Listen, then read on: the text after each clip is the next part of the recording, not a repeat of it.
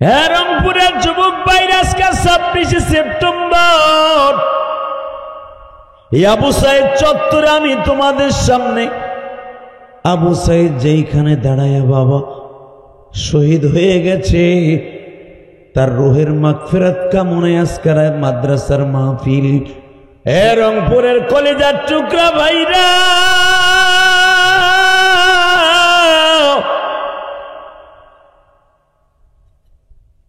এই আবু সাইদ চত্বরের নাম আপনার আবু সাইদের নামে রেখেছেন। আবু সাইদ পুলিশের গুলি খাওয়ার 1 মিনিট আগেও জানতো না এই গুলিটাই আমার জীবনের সর্বশেষ দিন হয়ে যাবে। আপনি শুনলে আশ্চর্য হয়ে যাবেন। আজকে সকালে একটা অ্যাক্সিডেন্ট ঘটেছে মাওয়া টু ঢাকা রোডে গো বাবা। ফেসবুকে অনেকে দেখেছেন মোটর সাইকেল ট্রাকের সাথে সংঘর্ষ, মাথার মগজগুলি রাস্তার উপরে লাফাইতেছে। মাত্র 4 বছরের বাচ্চাটা বাবা মায়ের লাশের মাঝখানে দাঁড়াইয়া একবার মাকে ডাকে আর একবার বাবাকে ডাকে। পুলিশ তারে কোলে নিয়ে আদর করে। 4 বছরের বাচ্চাটা কারো কথা শুনে না, মা বাবা দুজন মারা গেছে, 4 বছরের বাচ্চাটা বেঁচে আছে গো বাবা। কে বা হবে সঙ্গে তোমার মরণে, কে বা হবে সঙ্গে তোমার কবরে। শুধু আমি আপনাদের 2টা পাও ধরে বলে যাই রে যুবক, চোখের পানি দেখে দেখো আমার মাওলারে খুশি করতে পারো কিনা। জীবনে একটা দিন যদি আল্লাহরে খুশি করতে পারো, এই 10টা দুনিয়ার সমান একটা জান্নাত তোমার জন্য দলিল হয়ে যাবে গো। ও আমার কলেজের বন্ধুরা, এই পৃথিবী যেমনি দেখো কিছুদিন ঠিক রবে, সুন্দর এই পৃথিবী ছেড়ে চলে যেতে হবে রে মন, চলে যেতে হবে। ভাই বন্ধু আত্মীয় স্বজন কেহ আপন না,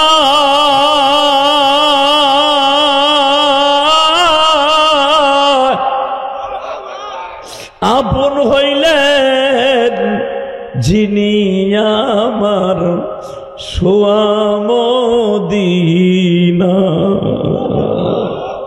এই পৃথিবী যেমনি দেখো কিছুদিন ঠিক রবে,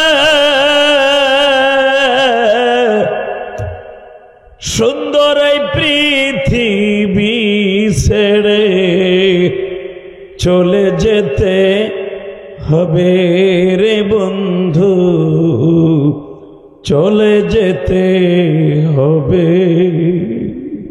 বাসান রে, এবার আমার দিকে তাকানো। মোর এত রাগী মানুষ, এত বড় নেতা, এটা আমার বাবার বানানো কথা নয়।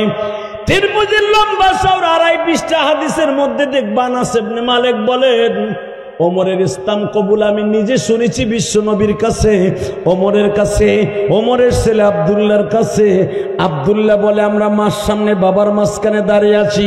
হাফসা বাবার হাতের মধ্যে হাত দিয়ে বলে, আব্বা আমি শুধু তোমার কাছে একটা কথা জানতে চাই, মুহাম্মাদের মতো আদর্শবান কোন নেতা বাক্কা শহরে কেউ আছে? ওমর বলে, মা তোরে আমি এতদিন ভাবছিলাম তুইও বোঝা আমার বান্ধবী না, তুইও আমার দুশ্মন, যাক তোকে বাড়িতেই থাকবো না। বাজানরে বাড়ির থেকে মাত্র 40 কদম সামনে অগ্রসর হয়েছে। আবু বকরের বাড়ির কর্নারে যখন মেসফালার রোডের মধ্যে বসছে, হঠাৎ করে দেখে নাঈম বিন বশির যায়। বাল্যকালের বন্ধু, যদিও নাইমিন বসিরা ওমরের চাইতে অনেক বছরের ছোট, কিন্তু সেও কিন্তু বাবা শিল্পপতির পোলা, ওমরও শিল্পপতির পোলা। নাইমিন বসির গোপনে গোপনে কালেমা পড়ছে, এটা ওমর জানতো না। বাজান রে, আপনারা জানেন বাকি অংশ? ওমর লাভ দিয়ে দাঁড়ায় বলতেছে, ফাতেমা রে, তোরা জানো কি পড়তেছিলি? উটের চামড়ার উপরে লিপিবদ্ধ। এবার জানো ওমরের বোন বলতেছে, লা ইউমাসসুহু ইল্লাল মুতাহহারুন। এটা এমন একটা কালাম, ওয়ালাকাদ ইয়াসসারনাল কুরআনা লিযিকরি ফাহাল মিন মুদ্দাকির। পৃথিবীতে সবচাইতে সহজ ভাষা, পৃথিবীতে সবচাইতে বড় ইলম, পৃথিবীতে সবচাইতে মিষ্টি সুরের ইলম, পৃথিবীতে সবচাইতে সহজভাবে মুখস্থ করা যায়, একবার মুখস্থ করলে ভোলা যায় না। সূরা আল আমতারার থেকে নিয়ে ফাতিহা পর্যন্ত আমার দাড়ি পাকা বাজানরা 40 বছর আগে মুখস্থ করেছেন, এখনো পর্যন্ত ভোলেন নাই। কত কবিতা, কত প্যারাগ্রাফ, কত ইঞ্জিনিয়ারিং প্ল্যানিং ভুলিয়া গেছেন, কত অঙ্ক বীজগণিত ভুলিয়া গেছেন বাবা, কত কবিতা ভুলে গেছেন। কিন্তু আমার মাবুদের এই 10টা সূরা আজও পর্যন্ত আপনি বলেন নাই, মরার আগ পর্যন্ত ভুলবেন না। আমার আল্লাহ বলেন, পৃথিবীর সবচাইতে সুন্দর মুখস্থ রাখার ইলম হলো কোরআনের ইলম। এটা কি আমার কথা না আল্লাহর কথা? যেখানে এই কোরআনের ইলম বাজে, এই যে হেফজখানা কর্তৃক আয়োজিত মাহফিল, রাত 3টা 2টার সময় আসিয়া দেখেন 7 বছর 8 বছর 10 বছরের বাচ্চাগুলি আমার মাবুদের কোরআনকে ঝুলিয়া ঝুলিয়া পড়ে গো বাবা। এই ছাত্রদেরকে যারা টাকা দিয়া, পয়সা দিয়া, চাউল দিয়া, খাবার দিয়া এদের বাত্তিকে জ্বালায় রাখে বাবা, তাদের বাবা মায়ের কবরে জান্নাতের বাত্তি আল্লাহ জ্বালায় রাখে। এ কলিজার টুকরা ভাইরা রে, আলেম উলামা কোনোদিন তোমার দুশ্মন না। যারা আলেম উলামাকে দুশ্মন ভাবে, মনে রাখবা তারাই হলো আবু জেহেলের খালতো ভাই, মামাতো ভাই। এইদিকে তাকাও, রংপুরের বাইরা 26 আজকে সেপ্টেম্বর সাক্ষী রাইখা গেল। হযরত ওমর বোনকে বলতেছে, বোন রে দেখি তুই কত সুন্দর পড়তেছিস রে, আমার খুব ভালো লাগতেছিল, একটু পড়ে শোনা, আমার কাছে একটু দে। বোন বলে ফেললেন, ওযু ছাড়া, পবিত্রতা ছাড়া ধরা যায় না। ঠিক আছে, আমি ধরব না, তুই তিলাওয়াত কর। ফাতেমার জবানের মধ্যে আল্লাহ এত মধু দিয়ে দিলেন, যখন এই আয়াতটা 5টা তিলাওয়াত করছে, ওমর আর সহ্য করতে পারে নাই। বুড্ডারে মুখের মধ্যে নিয়ে আদর করে আর বলে, বুড্ডা, মুহাম্মাদের কোরআন না শুনলে ঘুম আসে না। আবু জেহেল নিজে বলে, আসলে এই কোরআনের মধ্যে যে কত মজা, এটা যে ঘুমের ঔষধ, এটা আমি জানতাম না। ঠিক আছে, আমি তোরে মারছি, তুই আমারে মাফ করে দিস। এবার ওমরের বিবি, ওমরের বোন একটা সুন্দর সুযোগ পাইছে, ভাই কপালে চুমা দিয়া বলে, ভাই রে, আমারে মেরে ফেলো, তবু আমার নবীরে তুমি কিছু বইল না। ওমর চট করে বেরেন গুলায় ফেললেন, তোর কাছে থাকলে আমার জিদ পুরা হবে না, মুহাম্মাদের কল্লা উড়াইতে পারবো না, মানুষ আমার প্রবঞ্চনার পাত্র বানাবে, আমি তোর বাড়িতে আর থাকবো না। বাবা চলে গেল, সকাল হয়ে গেল। আপনারা জানেন, সকালবেলা যখন তরবারি ঘুরাইতেছে, গতকালকে রাত্রেও খায় নাই, সকালেও খায় নাই, নাস্তা করে নাই, শরীর এমনি দুর্বল। কাবা ঘরের সামনে দাঁড়ায়া হযরত ওমর কাবার মালিকের কাছে বলে, আমার জীবনের ভালো একটা কাজ করতে যাইতেছি, তোমার দুশ্মন কাবা ঘরের দুশ্মন রে মারতে যাইতেছি। বলেন নাউজুবিল্লাহ। ওমরের নজরে তো ঠিকই আছে বাবা, ওমরের কাছে তো নবীর দুশ্মন। হযরত ওমর কাবা ঘরের সামনে দোয়া করে যখন তরবারি নিয়া ছাপা মারোয়া পাহাড়ের মাঝখান দিয়ে রওনা দিছে, এ রংপুরের যুবক আবু সাইদের বাবা যদি আজকে থাকতো বুঝাইয়া দিতে পারতাম। এ যুবক, দীপ্ত কণ্ঠে আওয়াজ দাও, কলেজের বন্ধুরা, ওমর যখন ছাপা মারোয়া পাহাড়ের মাঝখান দিয়ে যাচ্ছে, তখন আমার নবী আবু তালেবের বারান্দায় বসে পাহাড়ের গুহার পাশে বসে আপনারা মনে রাখবেন জাবালে সাপা আম্মা সাপার কেবলই ঢালুতে আবু তালেবের বাড়ি, আবু তালেবের বাড়ির বারান্দায় বসে নবী কোরআন মস্ক করাইতেছে। হামজা রাদিয়াল্লাহু তাআলা ইসলাম কবুল করেছে, হামজা পাহারায় আছে বাবা, দেখতেছে ওমর তরবারি নিয়ে ঢুকতেছে।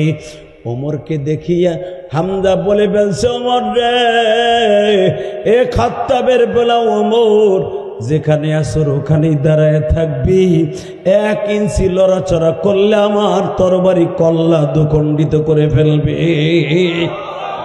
এ আমার কলেজের বন্ধুরা, মাদ্রাসার বন্ধুরা, হামজা রাদিয়াল্লাহু তাআলা আনহুর আওয়াজ শুনিয়া ওমর থমকে দাঁড়ায় গেলেন। বলতেছে, আমার সাথে পুরা মক্কা নগরীর লোক আছে, তোমাদের সাথে কেউ নাই, মুহাম্মদকে বাঁচাইবার মতো আজকে কেউ নাই। হামজার দেখেন ইমানের পথে করো দৃঢ়তা। হামজা বললেন, তোর সাথে সারা দুনিয়া থাকলে আমি হামজার সাথে আর ভাতিজা মুহাম্মাদের সাথে আমার আল্লাহ আছে। আসসালামু আলাইকুম ওয়া রাহমাতুল্লাহি তাআলা ওয়া বারাকাতুহু। আউযু বিল্লাহি মিনাশ শাইতানির রাজীম।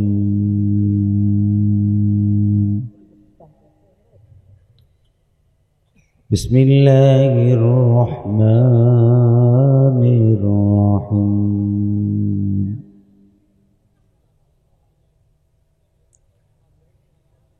ولا تهنوا ولا تحزنوا وأنتم الأعلون إن كنتم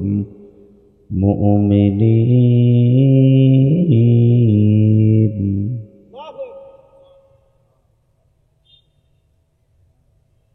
وما أرسلناك إلا رحمة للعالمين قل إني رسول الله إليكم جميعا إن الله وملائكته يصلون على النبي يا أيها الذين آمنوا صلوا عليه وسلموا تسليما اللهم صل على محمد وعلى آل محمد كما صليت على إبراهيم وعلى آل إبراهيم إنك حميد مجيد اللهم بارك على محمد وعلى آل محمد كما باركت على إبراهيم وعلى آل إبراهيم إنك حميد مجيد সকলে বলে আলহামদুলিল্লাহ। সমস্ত প্রশংসার মালিককে। আল্লাহ নাম আসতে বললেন না, এখানে শেখ হাসিনা খালেদার নাম নিতে কই নেই, একসাথে বলতে হবে সমস্ত প্রশংসার মালিককে। এখানে আসার তৌফিক কে দিছেন, যাইবার তৌফিক কে দিবেন, সব কাজের শুরুতে কার নাম নিবেন, ওই আল্লাহ আছে না নাই? বিশ্বাস হয় সবাই? বলেন তো আল্লাহু আকবার, লিল্লাহে তাকবীর, লিল্লাহে তাকবীর। দিন ইসলাম, দিন ইসলাম, মাশাআল্লাহ। সবই তো বুঝেন ভালাই। মোর রংপুরের মানুষ এখন আর মফিজ নাই, রংপুরের মানুষ এখন সবাই আবু সাইদ। অতএব আল্লাহ তাআলা আমাদের সবাইকে কবুল করেন, জোরে কানা আমিন। জামিয়া ইসলামিয়া জান্নাতুল বাকি মাদ্রাসা কর্তৃক আয়োজিত 26শে সেপ্টেম্বর 2025 পবিত্র জুমার দিন শহীদ আবু সাইদ চত্বর 1 নং গেট রংপুর ক্যাডেট কলেজ সংলগ্ন তাফসিল কোরআন মাহফিলের আজকে সম্মানিত সভাপতি আপনাদের অত্যন্ত প্রিয় মানুষ জনাব মকবুল হোসেন জাফর পাড়া নাকি আবু সাইদের আব্বা না, উনি কোথায় আছেন? আসে নাই নাকি? পিনগঞ্জ রংপুর। আজকের মাহফিলের বরণ্য অতিথি জনাব রমজান আলী সাহেব। আজকের মাহফিলে আমার আগে যিনি ওয়াজ করেছেন, আসলে হুজুরের মায়াবী কণ্ঠ আপনারা ভালো করে বুঝতে পারেন নাই এই গজবের মাইকের কারণে। ওনার কণ্ঠে আল্লাহ তাআলা এমন একটা জাদু দিছেন, মধু দিছেন, উনি কথা বললেই মানুষ কান্দে। ওনার একটা মায়াবী কণ্ঠে আল্লাহ পাক, ওনার নিজেরই সুর, উনি কারো নাকেল না, উনি কারো কণ্ঠ নকল করেন নাই। যেরকম আমি যেরকম কাউকে নকল করি নেই, সারা জীবন আমার কণ্ঠের এই ঢোলটাই আমি নিজে বাজাইছি আল্লাহর ইচ্ছায়। ওনারও আল্লাহ একটা কণ্ঠ দিছে, উনি কারো নাকেল নাই, নকল করেন নাই। বাংলাদেশের অত্যন্ত আমার প্রিয় মানুষ, যার একটা ওয়াজ সারা পৃথিবীর আনাচে কানাচে বেজেছে, যুবকদের কলিজার মধ্যে স্থান গেড়েছে। মুফতি আব্দুল মান্নান উসমানী বারাকাল্লাহ ফি হায়াতি। এবং উনি শুধু পেশাদার বক্তা না, বাংলাদেশে এমনও বক্তা আছে ফুইলা ফুইলা কোন সিগা তাও জানে না, মোজারে বানানের কায়দা তাও বুঝে না, আমর বানানে আমর কোন সিগা, আমর কোন কয়টা মাঝি লাগে তাও জানে না। কণ্ঠ ভালো, বক্তা হয়ে গেছে। উনি শুধু বক্তাই নয়, একজন মুহাদ্দিস, যেরকম মারহাবা, আলেম বানাবার কারিগর। এবং পৃথিবীর সর্বশ্রেষ্ঠ গ্রন্থ আল কোরআনের পরে হাদিসের মধ্যে সর্বোচ্চঙ্গের একখান কিতাব বুখারী শরীফের সেই ইসমাইল বুখারীর রসুলের হাদিসের রহস্য বাণী উনি কিন্তু ছাত্রদেরকে ক্লাসে পড়ান। উনি মুহাদ্দিস, যেরকম মারহাবা, উনি শাইখুল হাদিস। এবং ওনার লক্ষ লক্ষ ছাত্র বাংলাদেশ। আজকের মাহফিলে আর একজন বক্তা ছিলেন, নন্দীগ্রামের বগুড়ার ঐতিহ্যবাহী একজন বক্তা রুহুল আমিন যুক্তিবাদী আসছিলেন। হুজুর মনে হয় আসেন নাই না? আরও বক্তা আজিজুল ইসলাম আকন্দ। প্রধান অতিথি আপনাদের মাও মাটির বন্ধু জনাব সাজ্জাদুজ্জামান শামু, আহ্বায়ক জাতীয়বাদী দল বিএনপি রংপুর মহানগর। জনাব অধ্যাপক মাহবুবুর রহমান বেলাল, উনি হলেন প্রধান মেহমান। প্রধান উদ্বোধক মুস্তাফিজুর রহমান মুস্তফা ভাই। এবং আপনাদের আজকের যিনি সভাপতি, উনি ছিলেন আপনাদের সেই বীর মুক্তিযোদ্ধা, রংপুরের বীর মুক্তিযোদ্ধা, 2025-এর বীর মুক্তিযোদ্ধা, জুলাই আন্দোলনের সবচাইতে যিনি অগ্রনায়ক। কথা ঠিক না বেঠিক? বঙ্গবন্ধু। এবং যারা আপনারা আওয়ামী লীগেলারা বঙ্গবন্ধু কন, জিয়াউর রহমান বলেন, আপনারা যেমনি ভালোবাসেন এই দুইজনকে নেতাকে, দুই দলের মানুষে, রংপুরের অন্তত আবু সাইদের প্রেমিকগুলো এরকমই তাকে ভালোবাসে। কথা আর দীর্ঘায়িত নয়, শুরু করা যাক আমার মাবুদের কোরআন থেকে দুটি আয়াত থেকে, তেলাওয়াতকৃত আয়াতকে সামনে রেখে কিছু কথা বলবো ইনশাআল্লাহ। প্রচণ্ড গরম, এই গরমের মধ্যে এত সময়, এই গরমের মধ্যে আপনারা বসে থাকবেন না, আর আমারও মজা লাগবে না, গরমের ভিতরে বস ভালোও লাগে না। অতএব আসতে অনেক কষ্ট হয়েছে। বিমান 2 ঘন্টা ডিলে হয়েছে, 2 ঘন্টা দেরি করছে। বিমানে উঠাই আরো আধা ঘন্টা, 2.5 ঘন্টা।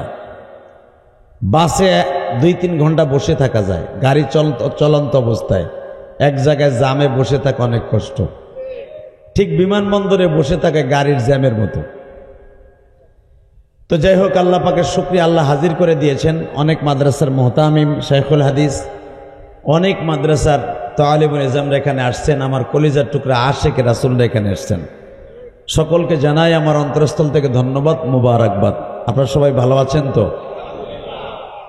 আমি সবেমাত্র 1 সপ্তাহ হলো মক্কা মদিনার থেকে আসলাম। এর আগে আরো 3টা দেশ সফর করেছি। 3 দেশ সফর করার পরে 4র্থ নম্বর দেশ মক্কা মদিনা সফর করে বাংলাদেশে আসছি। এই যে চুল সাসা দেখেন, চুল এখন কেবল গজাইতেছে, এটা মক্কা মদিনার থেকে কেটে আসছি। আপনাদের সৌভাগ্য, আলহামদুলিল্লাহ বলেন। আর রংপুরে উমরা করার পরে প্রথম সফর আমার। কেন জানো বলে, এই প্রচন্ড গরমের ভিতরে আজকের দোয়া কবুল হয়ে যাবে। বলেন তো আল্লাহু আকবার। বাজান, এই দুনিয়া আজকে আসি কালকে নাই, বাহাদুরি করে কোনো লাভ নাই, ঠিক না বেঠিক? আবু সাইদ এই দেশে সরকারকে পতন ঘটাইয়া যুবকদের কলিজার মধ্যে কলিজার স্পন্দন হয়ে গেছে। আবু সাইদের বাবা মা হয়তো কোটি কোটি লক্ষ লক্ষ টাকা একদিন পাবে, বাড়ি গাড়ি সব পাবে, আবু সাইদ কার পাবে না? ঠিক এই আবু সাইদ চত্বরে বসে রংপুরের জমিনে পড়ে গেলাম। যুবক ভাইরা, পাশেই রংপুরের সবচেয়ে ক্যাডেট কলেজ, যেই কলেজে এবং হাজার হাজার ছাত্র বন্ধুরা, স্কুল কলেজ হইলেই যে সব ছাত্র ভাইরা খারাপ, এটা ভুল ধারণা। মাদ্রাসার চাইতো আমলের দিক দিয়ে অনেক ক্যাডেট স্কুল কলেজ মাদ্রাসার দিক দিয়ে তারাও কমতি নয়। অনেক কলেজের বন্ধুরা, ভার্সিটির বন্ধুরা সারা রাত দাঁড়ায় তাহাজ্জুদের পর, শিবিরের বন্ধুরা আপনি তালাশ করে দেখবেন, প্রত্যেকটা হলে হলে রাত্রে জিকিরের আওয়াজ শোনা যায়, কোরআন তেলাওয়াতের আওয়াজ শোনা যায়, সেজদার মধ্যে চোখের পানির আওয়াজ শোনা যায়। চরমনায় আল্লাহর কুতুবের যারা দল করে দেখবেন ইসলামী আন্দোলন, রাত 1টা 2টার পরে দেখবেন তারা তাহাজ্জুদের পরে সেজদায় বসে আল্লাহর কাছে কান্দে, ঠিক না বেটি? আবার এমনও দেখা যায় অনেক আল্লাহর ওলি আছে সারা রাত 2টা 3টা পর্যন্ত মগা মগির সাথে সকায় সখীর সাথে সেটিং করে, এরকম আছে। কিন্তু মনে রাখতে হবে, এই দুনিয়ায় যে যেমনি করেন না কেন, ফামাইয়া আমাল মিসকালা যাররাতিন খায়রান ইয়ারা ওয়া মাইয়া আমাল মিসকালা যাররাতিন শাররান ইয়ারা। মনে রাখবেন, এই দুনিয়ায় যা করবেন যাররা পরিমাণ নেক আমল করলে এটাও আপনার খাতার মধ্যে লিপিবদ্ধ হচ্ছে, আপনার ডায়েরির মধ্যে, জীবন ডায়েরির মধ্যে। একটা বদামল করলেও সেটা জীবন ডায়েরির মধ্যে লেখা হচ্ছে, কথা ঠিক না বেঠিক? আমি আপনাদের খেদমত আরজ করতে চাই, এই জমিনের মালিক যিনি, এই জমিন চালান তিনি। এই জমিন কারো হাতে চালাবার দায়িত্ব দেন নাই। যদি কোন শেখ হাসিনার হাতে দিছিল, হ্যারে তো পিড়াই পিড়াই খাদাইলাম, আবার আর এক দল ক্ষমতায় আসবে তো হ্যাকতলেই থাকবে না। হয়তো দল পরিবর্তন হবে, এই পৃথিবী আসমান জমিন যিনি চালান উনিকে। এই জন্য এক কবিতার ভাষায় এভাবে বলেন, কোরআন শরীফের তাফসীর, এই পৃথিবী যেমনি দেখো কিছুদিন ঠিক রবে, সুন্দর এই পৃথিবী ছেড়ে চলে যেতে হবে রে মন, চলে যেতে হবে। ভাই বন্ধু আত্মীয় স্বজন কেহ আপন না,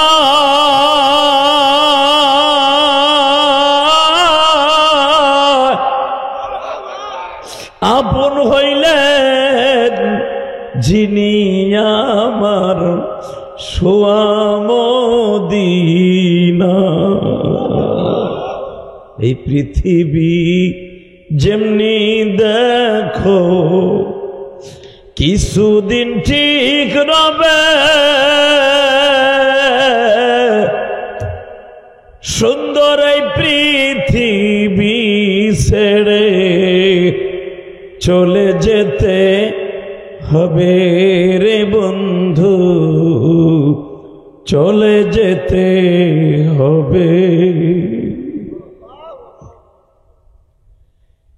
এ রংপুরের কলিজার টুকরা ভাইরা,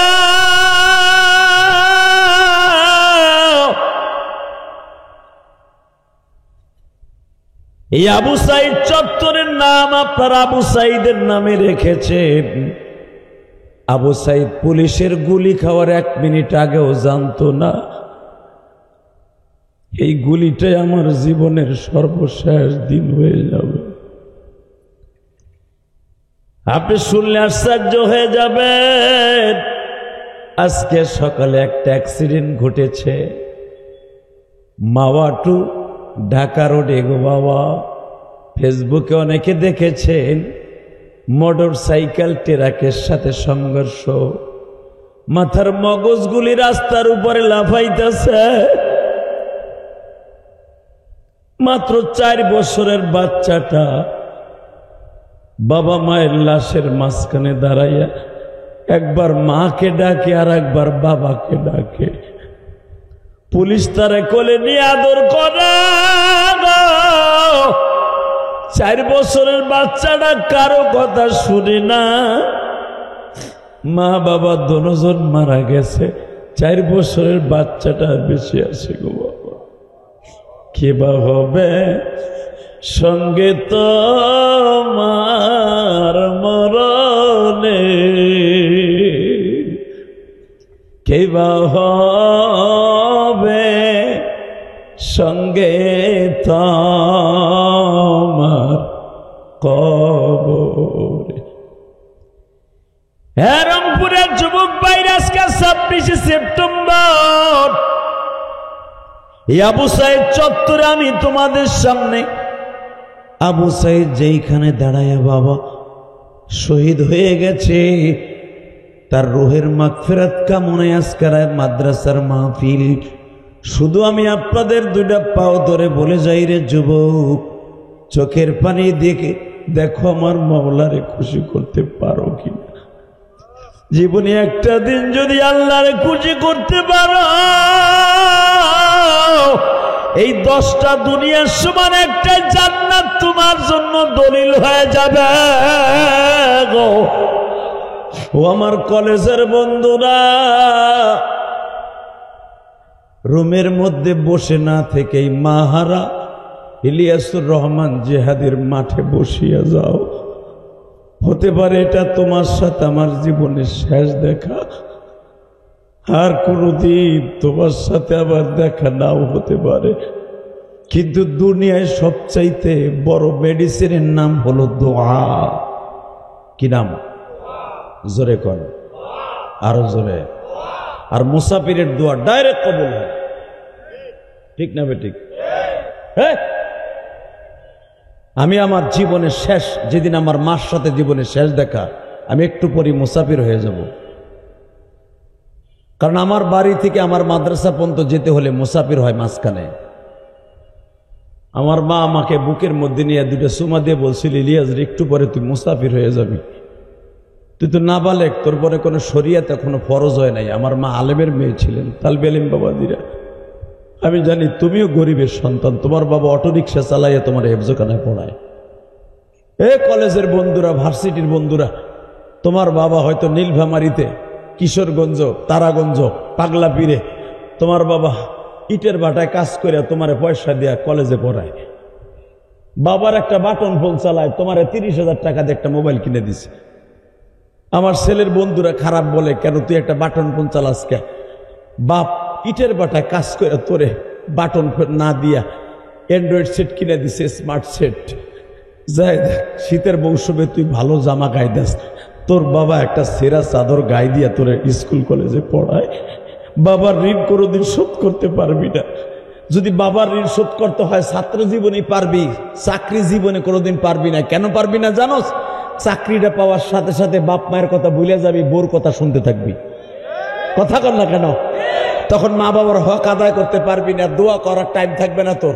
কলিজা রুমের মধ্যে শুয়ে নাই থাকে, এই মা হারা ইলিয়াস রহমান জিহাদের মাঠে আমি আল্লাহর কসম করে বলছি, দুনিয়ায় যদি কোনো একটা মাঠে বসে কারো 1 ফোঁটা চোখের পানি পড়ে, সে কলেজের হোক আর মাদ্রাসার হোক, দুনিয়ার সবাই বেইমানি করবে, চোখের পানি কোনোদিন বেইমানি করবে না। আমিও গরিবের ঘরের সন্তান, আমার ছেলে মেয়ে বলবে আমি বড় লোকের সন্তান, কিন্তু আমি বলবো আমি গরিবের সন্তান, আমি ফকিন্নির পোলা।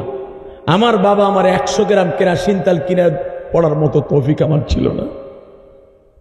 আমি কারেন্টে পড়ি নাই, আমি হেরিকেনে পড়ছি, তেলে পড়ছি, কেরাসিনে।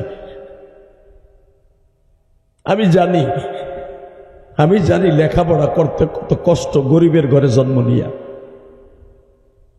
আবার কলেজের বন্ধুরা আমি জানি তোমাদের সাথে যে আবু সাইদ চলাফেরা করত, আবু সাইদের বন্ধুরা যারা আছো, ক্লাস ফ্রেন্ড আছো, সারা জীবন মৃত্যুর আগ পর্যন্ত আবু সাইদের স্মৃতি তোমরা ভুলতে পারবা না, কারণ তোমাদের সামনেই সে শহীদ হয়েছে। কথা ঠিক না বেঠিক? কারে কেমনে কেমনে বলবো তোমরা? শুধু আমার দিকে তাকাবেন আর চোখের পানি ফেলবেন। আমি দেখতেছি সামনে যারা বসছেন আমার দাড়ি বাঁকা বাজানদের চোখের মধ্যে পানি।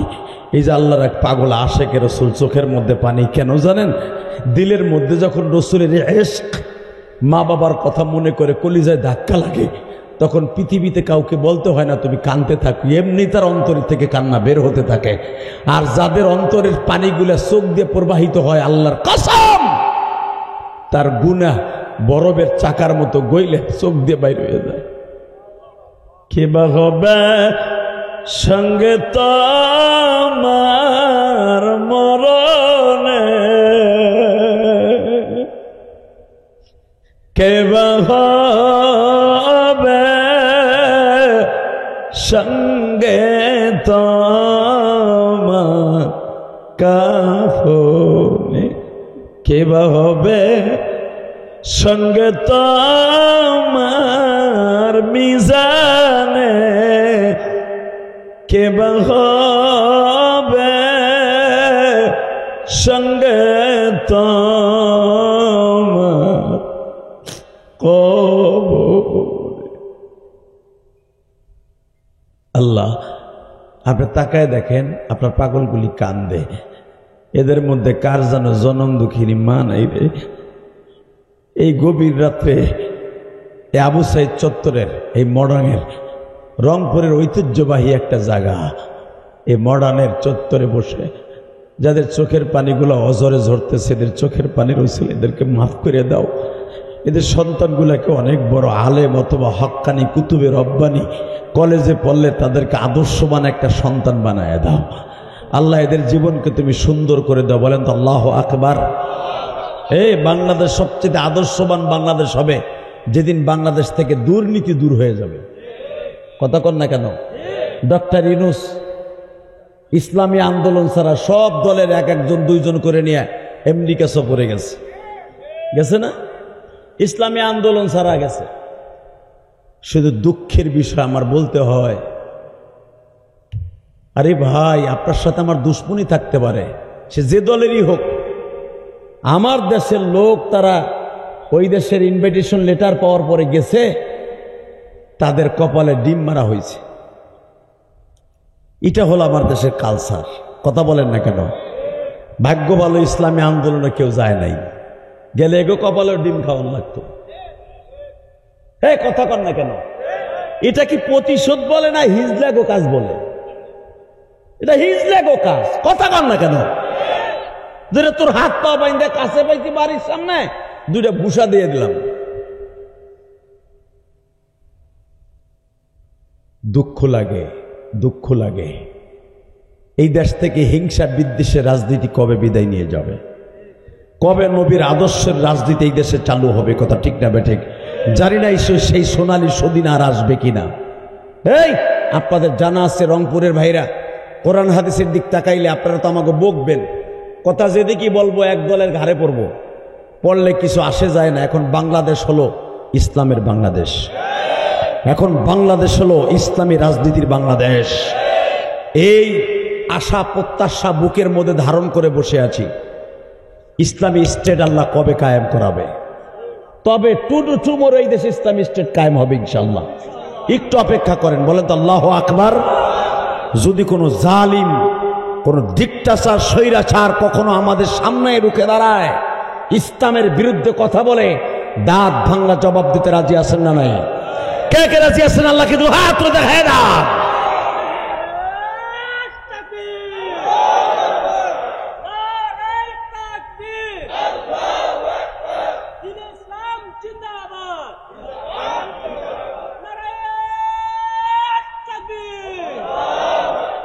আল্লাহ হায়াতে বরকত দান করেন।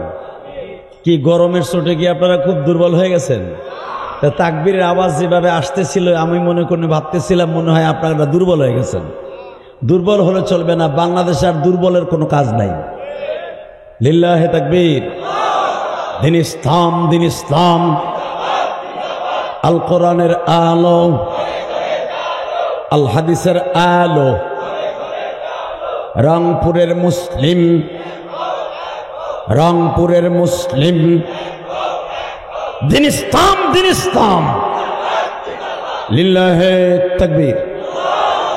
যদি কখনো এরকম ভাবে ইসলামী দলগুলা তাকবীরের ধ্বনি দিয়া, তবে সবচেয়ে বেশি আনন্দ লাগছে আমার, যেটা কোনোদিন দেখি নাই, ঢাকা বিশ্ববিদ্যালয় ডাবিতে নারায়ে তাকবীরের ধ্বনি যেভাবে বেজেছে, এই ভিপি হওয়ার পরে প্রত্যেকটা উলামা একরামের অন্তর কেড়ে নিয়েছে। কথা ঠিক না বেঠিক? যেখানে মদ জুয়া ওপেন ছিল সেখানে তাকবীরের ধ্বনি দেয়া কি মনে করলেন আপনি? আরে তারা নামাজ পড়ুক বা না পড়ুক পরের ব্যাপার, ছাত্ররা নামাজ ঠিক মতো নাও পড়তে পারে, কিন্তু ওই হলের মধ্যে ঢাকা বিশ্ববিদ্যালয়ের মধ্যে জায়গায় নারায়ে তাকবীরের ধ্বনি দিয়ে তারা এমন ভাবে উচ্চারিত করেছে, প্রত্যেকটা উলামা একরামের কলিজার মধ্যে তাদের স্থান গেড়ে নিয়েছে। বলেন তো আল্লাহু আকবার। হযরত ওমর রাদিয়াল্লাহু তাআলার জীবনের প্রথম তাকবীর দিয়েছে মক্কায়। এই তাকবীরের ধ্বনি কিন্তু বিশ্বনবী প্রথম দেয় নাই, প্রথম তাকবীরের ধ্বনি দিয়েছে হযরত ওমর। কে দিয়েছে? জোরে। ওমরের উত্তরসূরি হইতে চান কি চান না? মাহফিলের মাঝখান থেকে একটা মর্দে মুজাহিদ দাঁড়ায় যাবা ওমরের মতো। রেডি আছো? ওমরের জীবনে প্রথম তাকবীর দিয়েছিল কার সামনে জানেন? সামনে। যে উতবা বিন রুবিয়া ছিল তখন মক্কার জাতিসংঘের চেয়ারম্যান। নাউজুবিল্লাহ বলতে পারলেন না? এই এক চাচা আগ করে দিয়েছে। এই জাতিসংঘের চেয়ারম্যান মনে মনে ভাবে এই জামানায় আছে না, মাইকটা আর একটা আওয়াজ বাড়ায় দে ভাই, তোর কিছু বললেই তো আবার মিডিয়ালারে সারিয়া দেবে, মাইকেল আল্লাহকে দুর্ব্যবহার করে। কি যে বিপদে আছি, তোরা সার্ভিস খারাপ দিবি, কিছু বলতে গেলে আবার এই মিডিয়া আছে না, হলুদ মিডিয়া, এরা তো খালি আমাকে বাস দেওয়ানের লেগে ঘুরে, পয়সা কামানোর ধান্দা, কোনটা ছাড়লেও পয়সা কামাইতে পারবে। আমি যে বাস খাবো ওদিকে তাকায় না, এই জন্য ওর সাথে দুর্ব্যবহার করা যাবে না। আর দুলাভাই কই, দুলাভাই একটু বাড়া, তুই আমার দুলাভাই, তোর লাগে বন্দি মনে, তবু তুমি একটা সুন্দর কর, কারণ আমাকে ডেলি মাহফিল। লিল্লাহে তাকবীর। আর একটু বেজ বাড়া, টন বাড়া। এই তো ও তুই মাজা গাইরে দিয়ে বয়ারি স্যার, চেহারা তো অনেক সুন্দর, আলহামদুলিল্লাহ, খুব ভালো মানুষ তুই। আল্লাহ তোরে নামাজি বানায় দেখ। ওয়াজে যখন আসছস আল্লাহ জান তোর 5 ওয়াক্ত নামাজি বানায় দেন। ওয়াজে যখন আসবে একটা টুপি লই যাবি, টুপি আছে না পকেটে?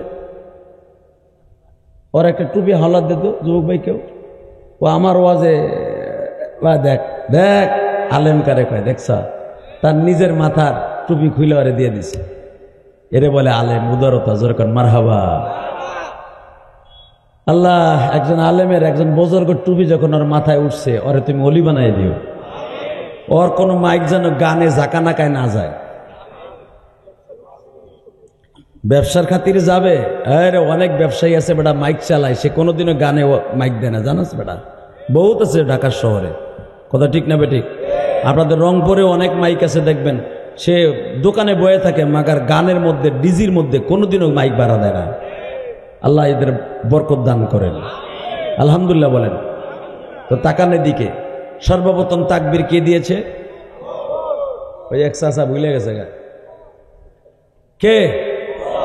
লিল্লাহে তাকবীর। যারা দাঁড়ায় আছেন আসবেন, একটু আহেন, আপনার লোক আমি বন্ধুত্ব করি দেন। ঠ্যাং একটা সেগাই দিয়ে খারাই দিচ্ছে, চিন্তা করতেছে হুজুর যদি আবার সব খুলে মুলে রেখে দেয়, কিচ্ছু রাখবো না। আহেন, আপনার লোক আমি প্রাণ খুলে দেয়। আর একজন প্যান্ট টানতেছে, থাকবো কি বাকবো, এদিকে আয়, হন মগা দিকে আয়, সে ওয়াল ধরে খারাই দিচ্ছে।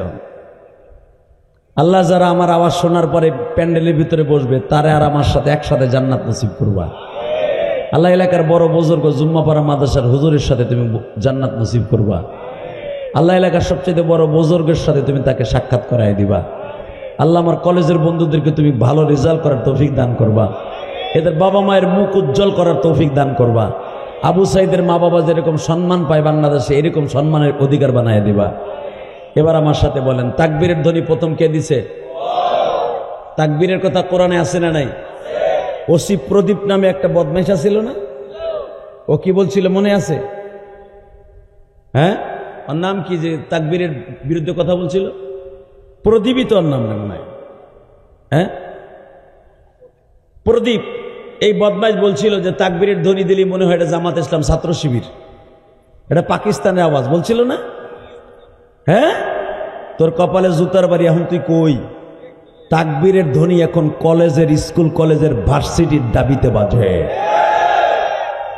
আগে রাস্তায় দিলে তোরা বলতি এটার বিরোধিতা করতি, এখন দেখ যেখান থেকে নাচ গান বাদ্যযন্ত্র বাজত সেখান থেকে আমার মাবুদের কোরআনের আওয়াজ, ইসলামী সঙ্গীতের আওয়াজ, তাকবীরের আওয়াজ যেখান থেকে আবিষ্কৃত হয়, এখন মনে হয় কোরআনের মধুর সুরও একদিন ওখান থেকে ভেসে আসবে।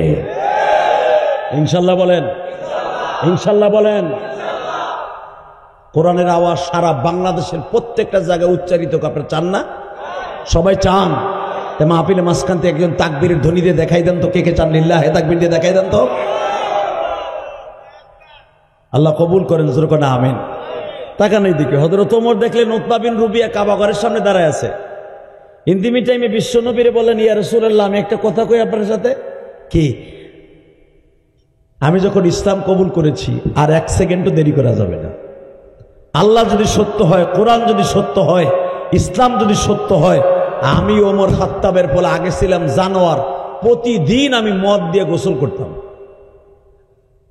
নাউজুবিল্লাহ বাইতে যে কইেন, আমি ওমর প্রতিদিন আমার বন্ধু বান্ধবরে ওই জামানার এই জামানার লক্ষ লক্ষ টাকার মদ খাওয়াইতো ওমর।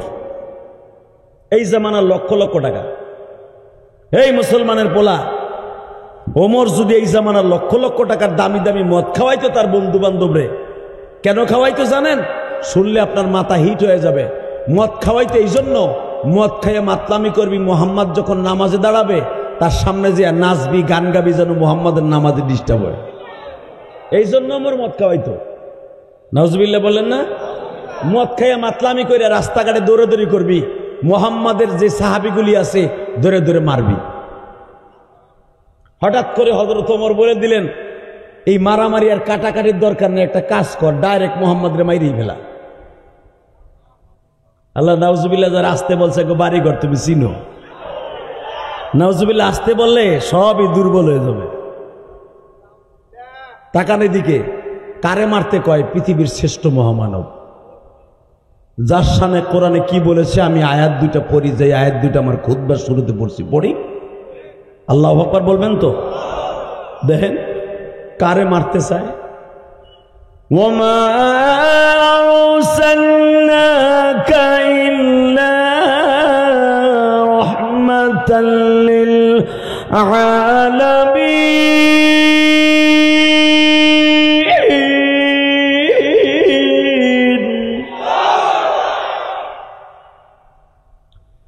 ওয়া ইন্নাকা লাআলা খুলুকিন আযীম। আরে এমন একটা মানুষের কল্লা কেটে ফেলাইতে চায়, দুনিয়ার থেকে খতম করতে চায়, যে একবার চন্দ্রের দিকে তাকাইলে গোলাপ ফুলের মতো চন্দ্রটা তার সাথে খেলা করে। একবার হাতের ইশারা দিল, ইখতারাবাতিস সাআতু ওয়া শাক্কাল কামার, কোরআনে আল্লাহ বলেন সূরা কামারের মধ্যে, এই একবার হাতের ইশারা দিলে চন্দ্র দুখণ্ডিত হইয়া দুই দিকে পড়ে যায়। সূর্যের দিকে তাকাইলে সূর্যের আলো নিভে যায়, তার কল্লা উড়াই দিতে চায়। তাহলে বোঝা গেল কোরআন শরীফের বিরুদ্ধে, কোরআন শরীফের পক্ষে কথা বললে, ইসলামের পক্ষে কথা বললেই মানুষ তাকে মেরে ফেলতে চায়। কথা ঠিক না বেঠিক? শেখ হাসিনার সবচেয়ে বড় ভুল হয়েছে আলেম ওলামার সাথে দুশ্মনী করে। তাকানের দিকে ইসলামের বিরুদ্ধে যারাই লড়ছে ওরাই মরছে। সত্য না মিথ্যা? ওমর ইসলামের বিরুদ্ধে লড়ে, মদ খাওয়ায়, লাখ লাখ টাকার মদ খাওয়ায় বাক্কা শহরের মধ্যে। তখন মক্কার নাম মক্কা না, মক্কার নাম ছিল বাক্কা। কি নাম? ইন্না আউয়ালা বাইতি উযিয়া লিন-নাস লাল্লাযী বিবাক্কাতা মুবারাকান ওয়া হুদাল লিল আলামিন।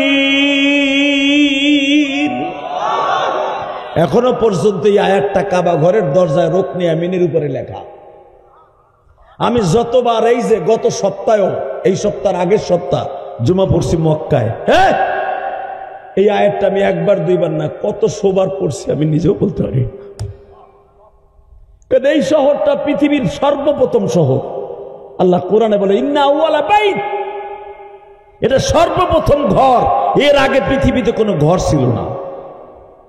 মারহাবা বলেন, আরো জোরে বলেন। এই কাবা ঘরের সামনে মদ খাইতো, অন্যাংটা নাচত। কেন নাচত? মুহাম্মাদের ইসলাম দিন কায়েম করতে যেন ডিস্টার্ব হয়। যারা ইসলামকে কায়েম করতে ডিস্টার্ব করবে মনে করেন ওরাই একদিন খতম হয়ে যাবে। আপনি বিশ্বাস করবেন না, আবু জেহেলের বংশে একটা লোকও পাইছে নাই। আমার নবীর বংশের লোক এখনো আছে না নাই? কিয়ামত পর্যন্ত থাকবে। আবু বকরের বংশের লোক এখনো আছে না নাই?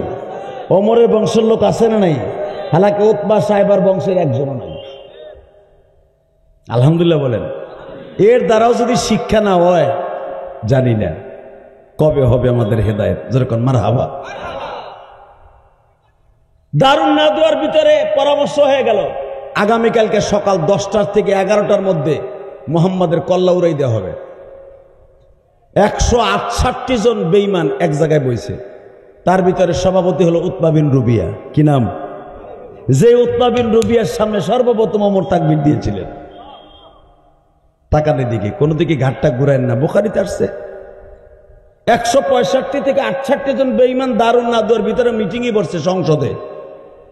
সংসদে কি উপস্থাপন হবে? আগামী কালকে 11টার ভিতরে মুহাম্মাদের কল্লা উড়াই তুইব। কে পারবা? সভাপতি হলো উতবা বিন রুবিয়া, প্রধান অতিথি হলো আবু জেহেল, সাহেবা হইতেছে তাদের পরামর্শদাতা, উদ্বোধক হলো উমাইয়া ইবনে খালদ, আর মিটিং এর কলকারী আহ্বায়ক সে হইতেছে উতবা বিন রুবিয়ার পোলা উমাইয়া। আল্লাহু আকবার জোরে বলতে পারলেন না? সব কর্মকাণ্ডকে নস্যাৎ করে দিতে পারে কে? আল্লাহ। আসতে বলেন না, কে পারে? ওমাকারু ওমাকার আল্লাহ আল্লাহু খায়রুল মাকিরিন। সব চক্রান্তকে ধূলিসাৎ করে দিতে পারে কে? তাকানের দিকে সবাই বসছে মিটিংয়ে। পরামর্শ হলো মুহাম্মাদের কল্লা কে কে কাটবা? কয় একা তো সম্ভব নয়, সব দলের লোক এক একজন করে থাকবো। এখানে 12টা গোত্র আছে, 12 জন যুবক থাকবো। মুহাম্মাদের কোপ দিব একজনে, আর বাকি কয়েকজনে কোবাইয়া ফানাফিল্লা করব। এর ভিতরে কে কে আছে? পরামর্শের ভিতরে সভাপতি সাহেব বলতেছে তোমরা বলো কে পারবা প্রথম মুহাম্মাদের কল্লার উপরে কোপ দিতে? কেউ রাজি হয় না। লাস্টে ওমর গালটা ভেটকায়া কয় কেউ রাজি হয় না। আবু জেহেল তুমি কি করবা? তুমি তো নেতা, তুমি তো ডাকছা আহ্বায়ক, তাহলে তুমি কোপ দিবা মুহাম্মদ রে। এবার কথাটা শোনার পরে এত জোরে আওয়াজ দিবেন জীবনে কোনোদিন ওয়াজে বইয়া দেন নাই। রেডি? আবু জেহেল এক বাক্যে বলে ফেললো, দেখ আমি পারি মুহাম্মাদের কল্লাটা কোপ দিতে, কিন্তু মুহাম্মাদের 9 জন চাচা এখনো বাইসে আছে।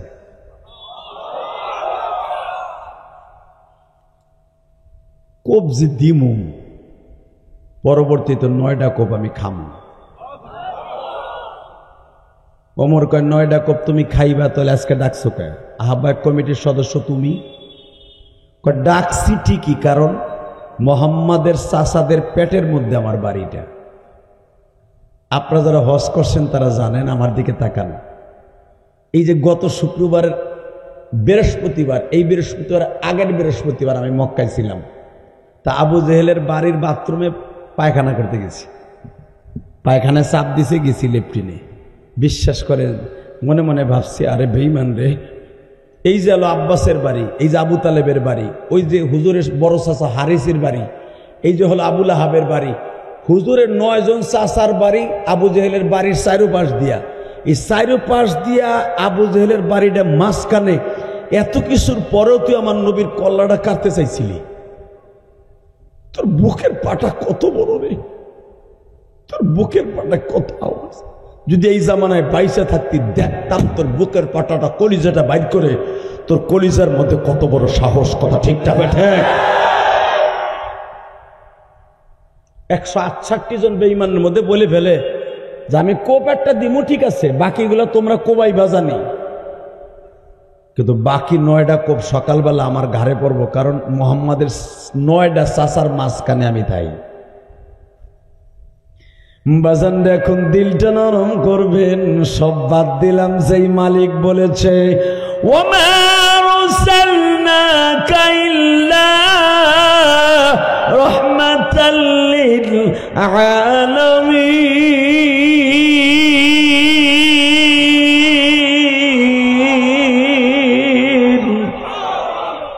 ওই মালিক তোর বয়ে থাকবো না, ঠিক না বেটি? আমার আল্লাহর নাম হলো রব্বুল আলামিন, আমার নবীর নাম হলো রহমাতুল লিল দোনোজনই আলামিন। তাকানের দিকে আবু জেহেল বলতেছে 9টা কোপ সকালবেলা বিকেলবেলা আমার ঘাড়ে পড়বো, একটা কাজ কর, আমি যখন ওগো বাড়ির মাঝখানে আমার এই দায়িত্ব না দিয়া তোকে কেসকামারি যা আছে আমি বুঝবো, তোকে বিরুদ্ধে যদি মার্ডার কেসের আসামি হস তোরা, সুপ্রিম কোর্ট, হাইকোর্ট, জজ কোর্ট, যত কোচ আছে সব আমার টাকায় চলবে, চিন্তা করিস না, কে দায়িত্ব নিবি? পট করে বলে ফেললেন, ওমর বললেন আমি করব। তখন ওমরের বয়স 35 বছর। কত? জোরে কন, আরো জোরে, জোরসে বলো, জোর হলো না? কত? কেউ বলেন 32, 35, 33, 35-এর উপর না। হযরত ওমর এই 35, 33, 32 বছরের যুবক, ছেলে মেয়ে বড় হয়ে গেছে। মা হাফসা আমার নবীর বিবি, অর্থাৎ আপনার মা আমার মা, ওমরের বড় মেয়ে হাফসা, তাকে বিবাহ দিছে এক জায়গায়। সুবহানাল্লাহ কইলেন না?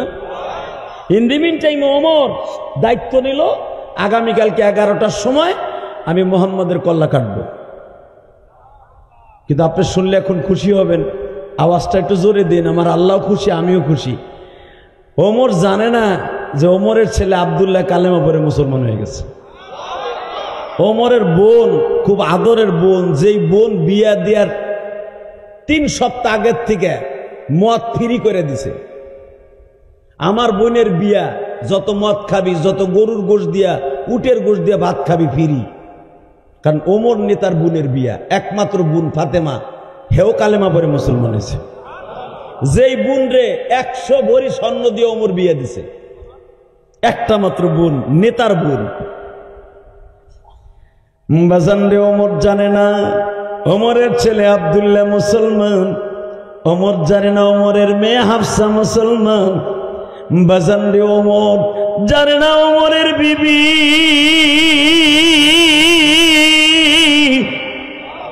ছেলে মেয়ের হাতে ওয়াদা দিয়া সেও মুসলমান।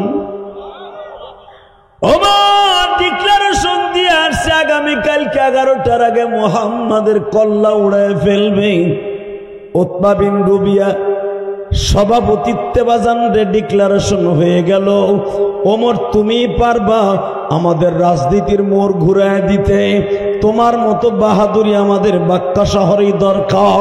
এই আমার কলেজের বন্ধুরা, 35 থেকে 32 বছর অথবা 33 বছরের যুবক ওমর লাভ দিয়ে দাঁড়ায় বলে, এই যে তরবারি নিয়ে ছুটলাম, আগামীকালকে আগ পর্যন্ত তরবারি আর খাপের মধ্যে ঢুকবে না, মুহাম্মাদের কল্লা না উড়ানো পর্যন্ত তরবারি খাপের মধ্যে ঢুকাবো না। শপথ করে বাবা ওই সংসদ থেকে বের হলো। বাড়িতে যাইবার সময় আব্দুল্লাহর সাথে দেখা। আব্দুল্লাহ কিন্তু ওই মিটিংয়ে ছিল। বাবার এই প্রিপারেশন দেখে আব্দুল্লাহ বাবার সামনে যাইতে সাহস পায় না, কারণ ওমরের রাগ যখন উঠে যাইতো শয়তান পর্যন্ত ওমরের সামনে আসতো না।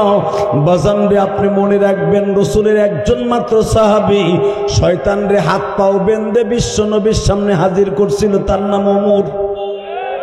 নবীর কোন সাহাবী পারে নাই শয়তান রে বাইন্দা নবীর সামনে আনতে। আয়াতুল কুরসির তাফসিরে দেখবেন একমাত্র ওমরই পারছে শয়তান রে বাইন্দা, হাত পাও বাইন্দা নবীর সামনে হাজির করে দিছে। নবী শয়তানের চেহারা দেখে তো চিনছে, ওমর চেনে নাই। নবী জিজ্ঞেস করে কারে লই আইছ? হুজুরও 3 দিন চুরি করতে আইছে বাইতুল মালে, আজকে দইরা বাটাম দিয়া 2 দিন ছুটে গেছে, মাপ মুরাত চাইয়া আজকে মাপ চাইলো সারি নাই বাইন্দা লই আইছি। নবী মুসকি মুসকি হাসে, কয় এটারে কোন জায়গা বিচার করবে, এটারে চিনুস তুই? ওমর বলে না আমি তো চিনি না, তা হাত পাও ঠিকই আছে। বলে এটা হলো ইবলিস শয়তান। হেই, তখন ইবলিস শয়তান একটা তদবির শিখাই দিয়ে গেছিল। আপনারা যারা দোকান করেন, ব্যবসা করেন, তাকে তদবির শিখাই দিয়ে যায়। এটা ডাইরেক্ট বুখারীর হাদিস। এবং আয়াতুল কুরসির তাফসিরে আপনি দেখবেন কোরআন শরীফে, কেউ যদি আয়াতুল কুরসি পড়ে, কোনো দোকানে খালি কোনো কোনো চুরি হয়, কোনো বাড়িতে চুরি হয়, আয়াতুল কুরসি পড়ে যতদূর চোখ যায় এইভাবে ফু দিবেন, এই যতদূর চোখ যায় ততদূর পর্যন্ত আপনার বাড়ি, আপনার দোকানের সামনে কোনোদিনও চোর আসবে না। আল্লাহ হেফাজত করবে, যেরকম আল্লাহু আকবার।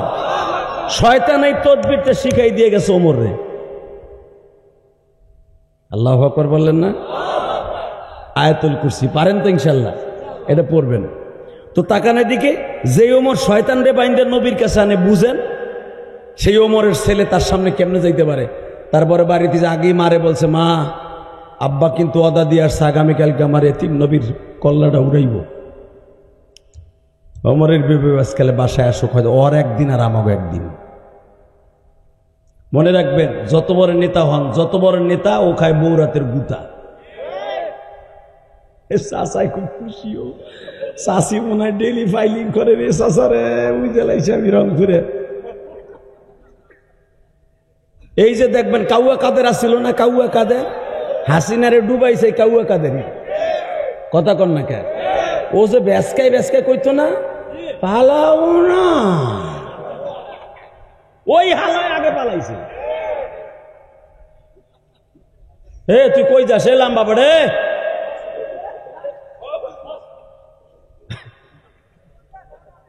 ডলতে ডলতে উঠে যাওয়া দিচ্ছে। বইরানে যে হেনায় আয়ুব বাচ্চা আইছিল, ধর হেনে ভিজা উঠছে, বুঝছি তো, তো লুঙ্গি ভিজা গেছে, ওইটা হাঁটা দিছে। তুই তো হেনে দরকারে প্রস্রাব করতে বই, লুঙ্গি ভাগ করে এমনিকে মতো। ওই সময় উঠতি না, এখন উঠবি কে? মগাবো লিল্লাহে তাকবীর। আর মাত্র কথা বলবো 10 মিনিট। তাহলে উঠলো করে জিগান। হ্যাঁ, আর উঠবে না, বুঝছি, ওরে দিয়ে সবাই বুঝাইছি। গরমের মধ্যে বেশি সময় বসা করে রাখবো না। শুধু আমার দিকে তাকান, এই জমিনের মালিককে আল্লাহ আপনাদের আজকে মাফ করে দিব। কারণ কি জানেন, কতগুলো সিমটম আছে। 1 নম্বরে ওমরা করে আসছি, 1 সপ্তাহ হয়েছে, 40 দিন হয় নাই, 40 দিন পর্যন্ত হাজির দেওয়া কবুল হয়। 2 নম্বরে আমি মুসাফির। 3 নম্বরে এই গরমের মধ্যে বসে থাকা অনেক কষ্ট, আপনারা বসে আছেন। এই 3টা কারণে রব্বুল আলামিন আপনাদেরকে মাফ করে দিব। আজকে যারা বসবেন, দাঁড়ায় থাকবেন, মোনাজাত পথে থাকবেন, আমার মন কেন জানে বলে মালিক আপনাকে মাফ করে দিতে পারে। তাকানের দিকে, জমিনের মালিককে আল্লাহ দেখতেছে না সব। ওমরের বিবি বলে ফেলছে, ও যেরকম কুরাইশ বংশের খত্তাবের পোলা, আমিও আকিবের মেয়ে, সেও কুরাইশ বংশের মাইয়া। মনে রাখবেন, নেতারা কিন্তু ছোট লোকের কোন বিয়ে করে না। শ্বশুর বাড়ি যেরকম থাকে, নেতা ওরকম থাকে, ঠিক না বেঠিক? ওমরের বিবির নাম হলো, ওমরের শ্বশুরের নাম হলো আকিব। তো নাফেল বনি নাফেলের গোত্রের মেয়ে, খুব শক্তিশালী মেয়ে, খুব পয়সাওয়ালার মেয়ে। বুকে থাপুর দিয়ে কয়, আজকে ওর একদিন আর আমার একদিন। 162, 67, 68 জন নেতার মধ্যে ওই নাপিত কি লেগে খাড়ায় কয়, আমি কাটবো মাথা। কার কেউ আসিল না? হে, ওয়াসাইতে বড় বড় মন্ত্রী আবু জাহিল্লা বয়ে রয়েছে, উতপা সাহেবা বয়ে রয়েছে, সভাপতি উতপা বিন রুবিয়া বয়ে রয়েছে। হ্যাঁ, কামানু গুলা খাড়ায় না, ওই নাপিত খাড়াইছে কে? আজকে আহু লিল্লাহে তাকবীর। ওই যে বলছিলাম, যত বড় নেতা সে খায়। আল্লাহ যারা আসতে কয়, এখন জবরটা আজকে রাত্রি বন্ধ করে থুবা। যে যত বড় নেতা হে খায় কারাতের। কারাতের চাচা আপনি জীবনে খাবেন না, কিনলে জানেন? আপনি রিক্সা চালায় যাইয়া, অনেকার মা ভাত হইছে, একটু দেরি হইব, কে কি করছিলি? বাজার তো করে দেখেছি সকাল 10টায়। ও তুই ফেসবুক দেখছ? এক ঘুষিতে দাঁত 3টা নাড়া হেলাইছে। হালাকে কাউয়া কাদের জীবনে ওর বউরে একটা থাপ্পড় দিতে পারে নাই। কথা কন না কেন? ওই বেনজির আর হাবিব জীবনে একটা বউরে থাপ্পড় দিতে পারে না। কারণ এই যে ডিবি হারুন না, বাতের হোটেলের মালিক যে ছিল, এই ডিবি হারুনও কোনোদিন বউর একটা থাপ্পড় দিতে পারে নাই, কারণ ও থাপ্পড় দেওয়ার সাথেই সারা বাংলাদেশ বাইরে লয়ে যাবে, বউ মারছে।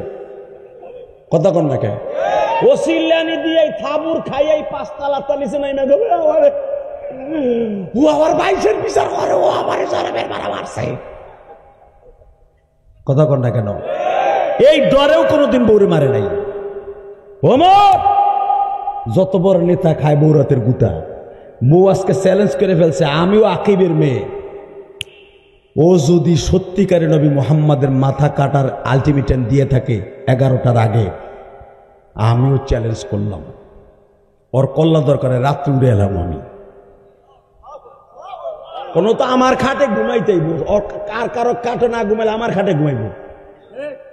আব্দুল্লাহকে মা আমি পাও চাইপে ধরবো, হাফসাকে আমি হাত চাইপে ধরবো, কারণ নবী এটা আপনি ভাবতেছেন এগুলো কেন কইতেছে? শোনেন কোরআনে কি বলে, فَلَا وَرَبِّكَ لَا يُؤْمِنُونَ حَتَّى يُحَكِّمُوكَ فِيمَا شَجَرَ بَيْنَهُمْ ثُمَّ لَا يَجِدُوا فِي أَنفُسِهِمْ حَرَجًا مِّمَّا قَضَيْتَ وَيُسَلِّمُوا تَسْلِيمًا।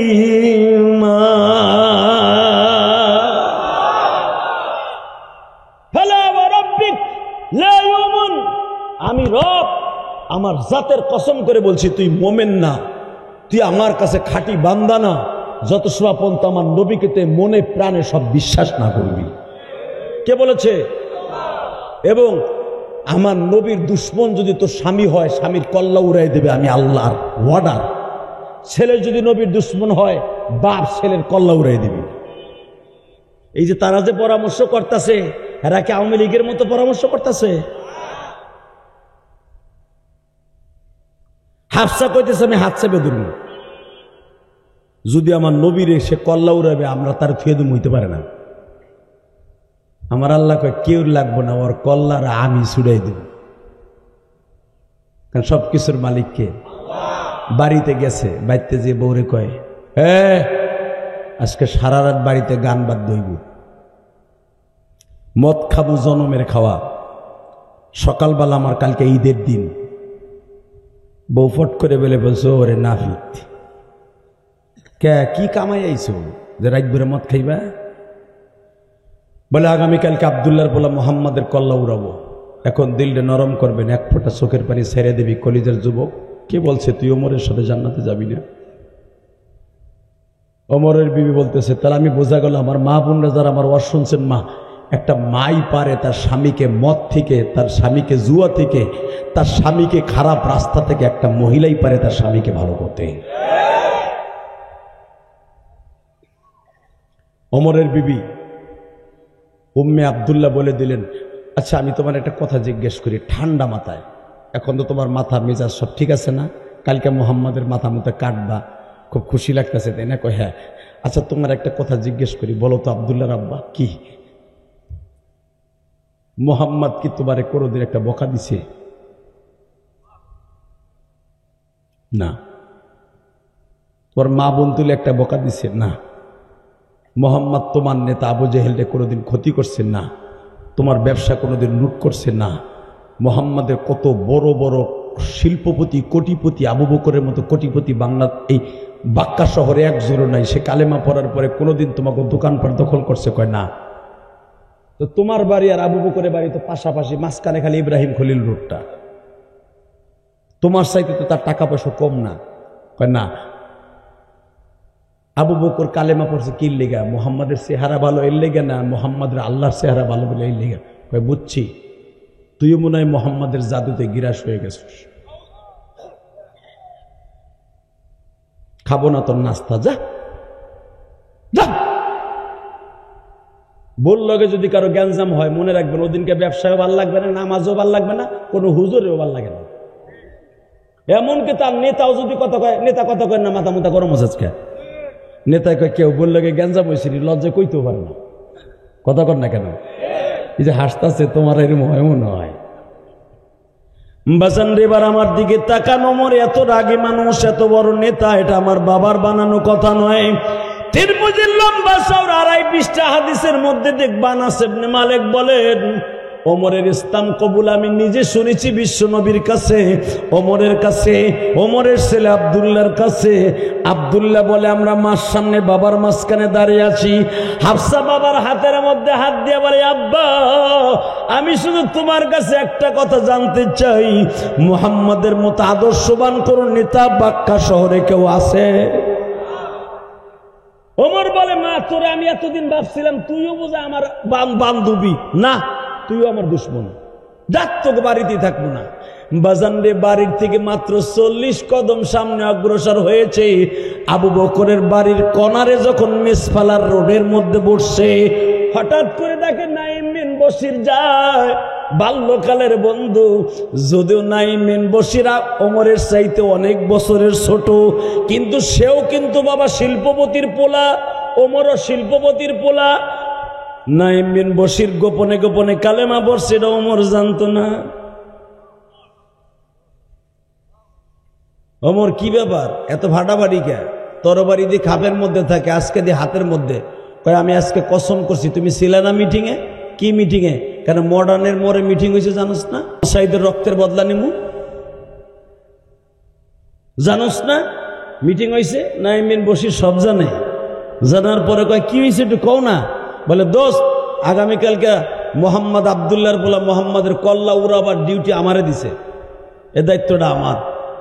নাঈম বিন বশির মুসকে হাইসে দিয়ে কয়, আরে ওমর রে, তুই হিজলেই রয়ে গেলি। আল্লাহু আকবার বলতে পারলে না? কয়, তুই আমার হিজলা কইলি মানে? বেড়া তুই একবারও ভাবলি না মুহাম্মদ যদি আমার দুশ্মন, তোরও দুশ্মন, দায়িত্ব তোরে দেবে কে? তোর সাথে বড় নেতা নাই? ওমরকে এই জন্য আমি হিজলা হয়ে গেলাম। হ্যাঁ, হিজলাই তো তুই, তোরে দায়িত্ব দিব কেন? দায়িত্ব হেরানিক। কি বলতে চাস তুই?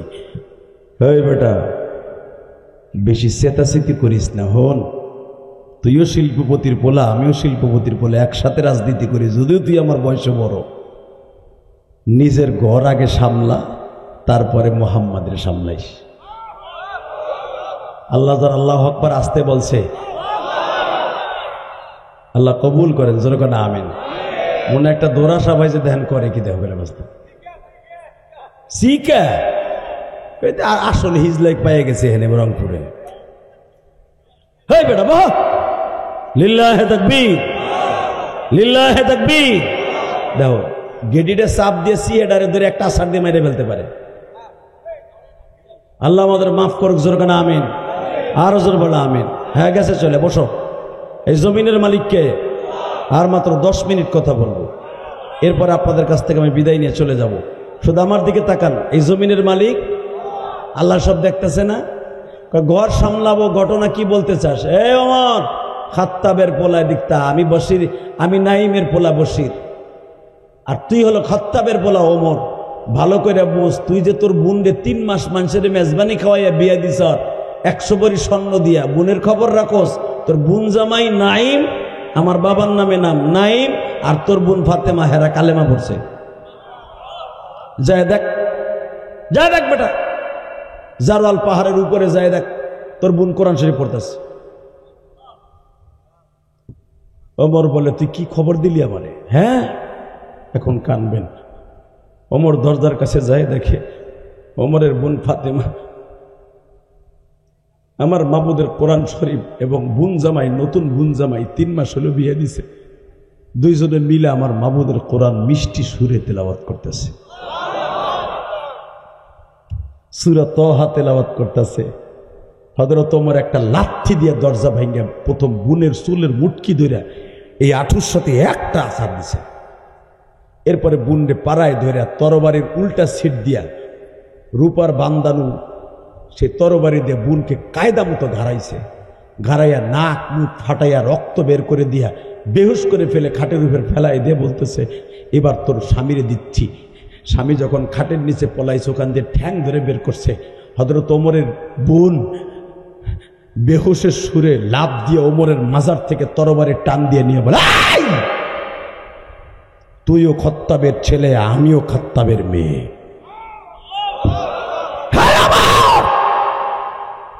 তুমি আমার বড় ভাই, এত সময় তোমাকে আমি খাতির করেছি।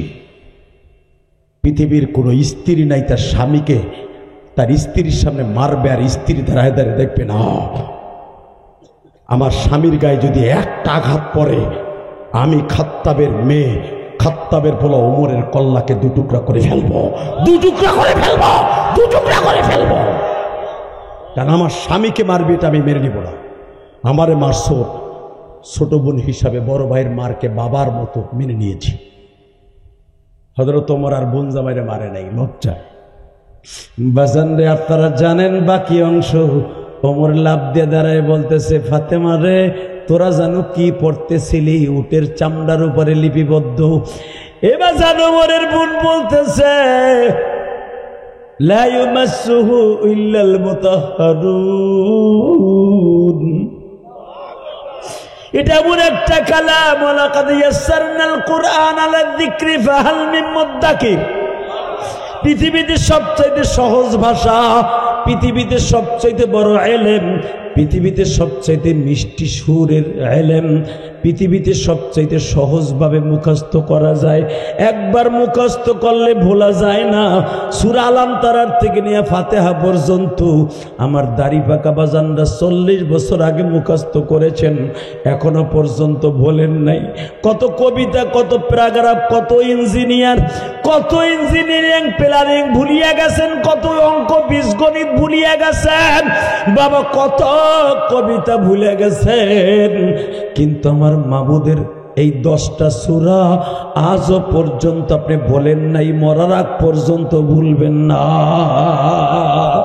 আমার আল্লাহ বলেন, পৃথিবীর সবচাইতে সুন্দর মুখস্থ রাখার ইলম হলো কোরআনের ইলম। এটা কি আমার কথা না আল্লাহর কথা? যেখানে এই কোরআনের ইলম বাজে, এই যে হেফজখানা পত্রিকায় যেহেতু মাহফিল, রাত 3টা 2টার সময় আসিয়া দেখেন 7 বছর 8 বছর 10 বছরের বাচ্চাগুলি আমার মাবুদের কোরআনকে ঝুলিয়া ঝুলিয়া পড়ে গো বাবা। এই ছাত্রদেরকে যারা টাকা দিয়া, পয়সা দিয়া, চাউল দিয়া, খাবার দিয়া এদের বাত্তিকে জ্বালায় রাখে বাবা, তাদের বাবা মায়ের কবরে জান্নাতের বাত্তি আল্লাহ জ্বালায় রাখে। এ কলিজার টুকরা ভাইরা রে, আলেম উলামা কোনোদিন তোমার দুশ্মন না। যারা আলেম উলামাকে দুশ্মন ভাবে, মনে রাখবা তারাই হলো আবু জেহেলের খালতো ভাই, মামাতো ভাই। এইদিকে তাকাও, রংপুরের বাইরা 26 আজকে সেপ্টেম্বর সাক্ষী রাইখা গেল। হযরত ওমর বোনকে বলতেছে, বোন রে দেখি তুই কত সুন্দর পড়তেছিস, আমার খুব ভালো লাগতেছিল, একটু পড়ে শোনা, আমার কাছে একটু দে। বোন বলে ফেললেন, ওযু ছাড়া, পবিত্রতা ছাড়া ধরা যায় না। ঠিক আছে, আমি ধরব না, তুই তিলাওয়াত কর। ফাতেমার জবানের মধ্যে আল্লাহ এত মধু দিয়ে দিলেন, যখনই আয়াতটা 5টা তিলাওয়াত করছে, ওমর আর সহ্য করতে পারে নাই। বুনটার মুখের মধ্যে নিয়ে আদর করে আর বলে, বোন রে, মুহাম্মাদের কোরআন না শুনলে ঘুম আসে না। আবু জেহেল নিজে বলে, আসলে এই কোরআনের মধ্যে যে কত মজা, এটা যে ঘুমের ঔষধ, এটা আমি জানতাম না। ঠিক আছে, আমি তোরে মারছি, তুই আমারে মাফ করে দিস। এবার ওমরের বিবি, ওমরের বোন একটা সুন্দর সুযোগ পাইছে।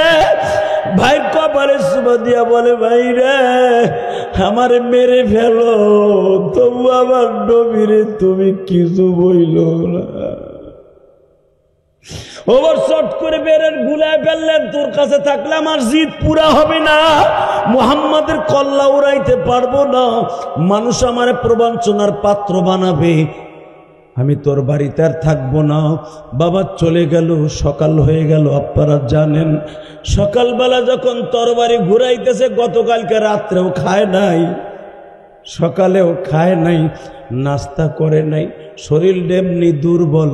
কাবাঘরের সামনে দাঁড়ায়া হযরত ওমর কাবার মালিকের কাছে বলে, আমার জীবনের ভালো একটা কাজ করতে যাইতেছি, তোমার দুশ্মন কাবাঘরের দুশ্মন রে মারতে যাইতেছি। বলেন নাউজুবিল্লাহ। ওমরের নজরে তো ঠিকই আছে বাবা, ওমরের কাছে তো নবীর দুশমন। হযরত ওমর কাবা ঘরের সামনে দোয়া করে যখন তরবারি নিয়ে ছাপা মারোয়া পাহাড়ের মাঝখান দিয়ে রওনা দিছে, এ রংপুরের যুবক আবু সাইদের বাবা যদি আজকে থাকতো বুঝাইয়া দিতে পারতাম।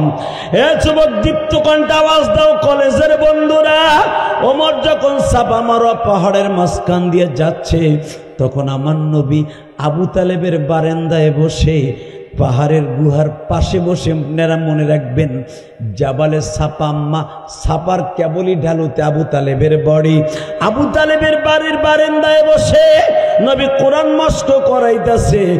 হামজা রাদিয়াল্লাহু তাআলা ইসলাম কবুল করেছে, হামজা পাহারায় আছে বাবা, দেখতেছে ওমর তরবারি নিয়ে ঢুকতেছে। ওমরকে দেখিয়া হামজা বলে ফেলছে, ওমর রে, এ খাত্তাবের বেলা ওমর, যেখানে আসর ওখানেই দাঁড়ায় থাকবি, 1 ইঞ্চি লড়াচড়া করলে আমার তরবারি কল্লা দুখণ্ডিত করে ফেলবে। এ আমার কলেজের বন্ধুরা, মাদ্রাসার বন্ধুরা, হামজা রাদিয়াল্লাহু তাআলা আনহুর আওয়াজ শুনিয়া ওমর থমকে দাঁড়ায় গেলেন। বলতেছে, আমার সাথে পুরা মক্কা নগরীর লোক আছে, তোমাদের সাথে কেউ নাই, মুহাম্মদকে বাঁচাইবার মতো আজকে কেউ নাই। হামজার দেখেন ইমানের পথে করো দৃঢ়তা। হামজা বললেন, তোর সাথে সারা দুনিয়া থাকলে আমি হামজার সাথে আর ভাতিজা মুহাম্মাদের সাথে আমার আল্লাহ আছে। এ যুবক ভাই, সারা দুনিয়া তোমার বিরুদ্ধে যাবে, আল্লাহ যদি তোমার সাথে থাকে একটা পশমও কেউ তোমার লড়াইতে পারবে না। ইসলামের পক্ষে, কোরআনের পক্ষে যদি কখনো ডাক আসে, আল্লাহর প্রেমের মাঠে ইন্টারভিউ দেওয়ার জন্য রাজি আছো না নাই? রাজি আছো না নাই? কে কে রাজি আছো? আল্লাহকে দুই হাত তুলে দেখায় দাও। কি তা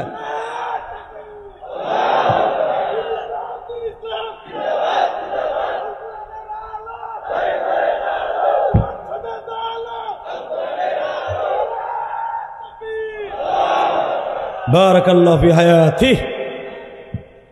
আল কোরআনের আলো ঘরে ঘরে এখন বাত, ঘরে ঘরে বহুত এই 55 বছর 58 বছর বাজছে, জ্বলছে, ও জ্বলে এখন নিবে গেছে। কথা কর না কেন? এখন ডাইরেক্ট সংসদে জ্বলবে। 5ই আগস্টের পরে আমার ছাত্র ভাইরা আমি যখন দেখলাম ফেসবুকে এরা যাইয়া সংসদের চেয়ার দখল করছে, তখন মনে মনে ভাবছি আমার এই ছাত্র ভাইরে একদিন সংসদের অধিবেশন করবে ইনশাল্লাহ। বলেন লিল্লাহে তাকবীর, লিল্লাহে তাকবীর। আল কোরআনের আলো এর বড় চাচাকে করে করে যাবে। পুরানা কিসসা বাদ দাও, সংসদে জ্বলো, লিল্লাহে তাকবীর। কোনো বাধা চলবে না, সব ইসলামী দল এক হয়ে যায় ইনশাল্লাহ। বলেন হ্যাঁ। এদিকে তাকান, এই জমিনের মালিক কে? আল্লাহর একটা ডাক দেন তো। আল্লাহ দেখেন না, খোলা আকাশের নিচার পরে ডাক দিছে। এদের ডাক যদি পছন্দ হয় তাহলে একবার আমাকে বাংলাদেশের সংসদে উলামা ইকরামদেরকে লয়ে যান। ইসলামী হুকুমাতের জন্য দেখি না হুজুররা কি করে। মামুনুল হক আফগানিস্তানে গেছে, আল্লাহু আকবার বলেন। শেখুল হাদিস ইবনে শেখুল হাদিস আজকে আসতেছে বাংলাদেশে আফগানিস্তান থেকে। একটা সপ্তাহ আফগানে ঘুরছে, আফগানের পাগড়ি যখন তার মাথায় দিছে মনে হইতেছে আফগানের মোল্লা উমর। কথা কন না কেন? ওই পাগড়ি যদি আফগানিস্তান থেকে নিয়ে আইসা মামুনুল হক এমপি, আল্লাহ তাকে বানায়, ওই পাগড়ি মাথায় দিয়া যদি সংসদে বসে, আরে পাগড়ির জারিতেই তো সবগুলো সোজা হয়ে যাবে। মদখোর, জুয়াখোর, মাগিখোর, বোতলখোর সবগুলা পাগড়ির বাড়ির চড়ে ভালো হয়ে যাবে। পৃথিবীর ভিতরে কয়েকটা সবচাইতে 100-এর ভিতরে 99% ইসলামী হুকুমাত আছে একমাত্র আফগানিস্তানে। আফগানিস্তানের মতো এই দেশ ইনশাল্লাহ হতে পারে। আর ডাক্তার ইউনূসও তাই আমেরিকায় যে কইছে। কথা কন না কেন?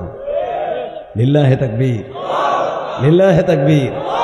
ওমরের মতো জানোয়ার যদি ইসলামের ছায়াতলায় এসে আনোয়ার হইতে পারে, রংপুরের আবু সাইদ গুলা আনোয়ার হইতে পারে না?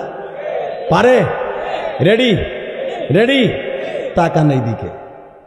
যে যত বড় নেতা হে খায় বৌরাতের, জোরে কোন, আরো জোরে, আরো জোরে, সে খায় বিশেষ হয়।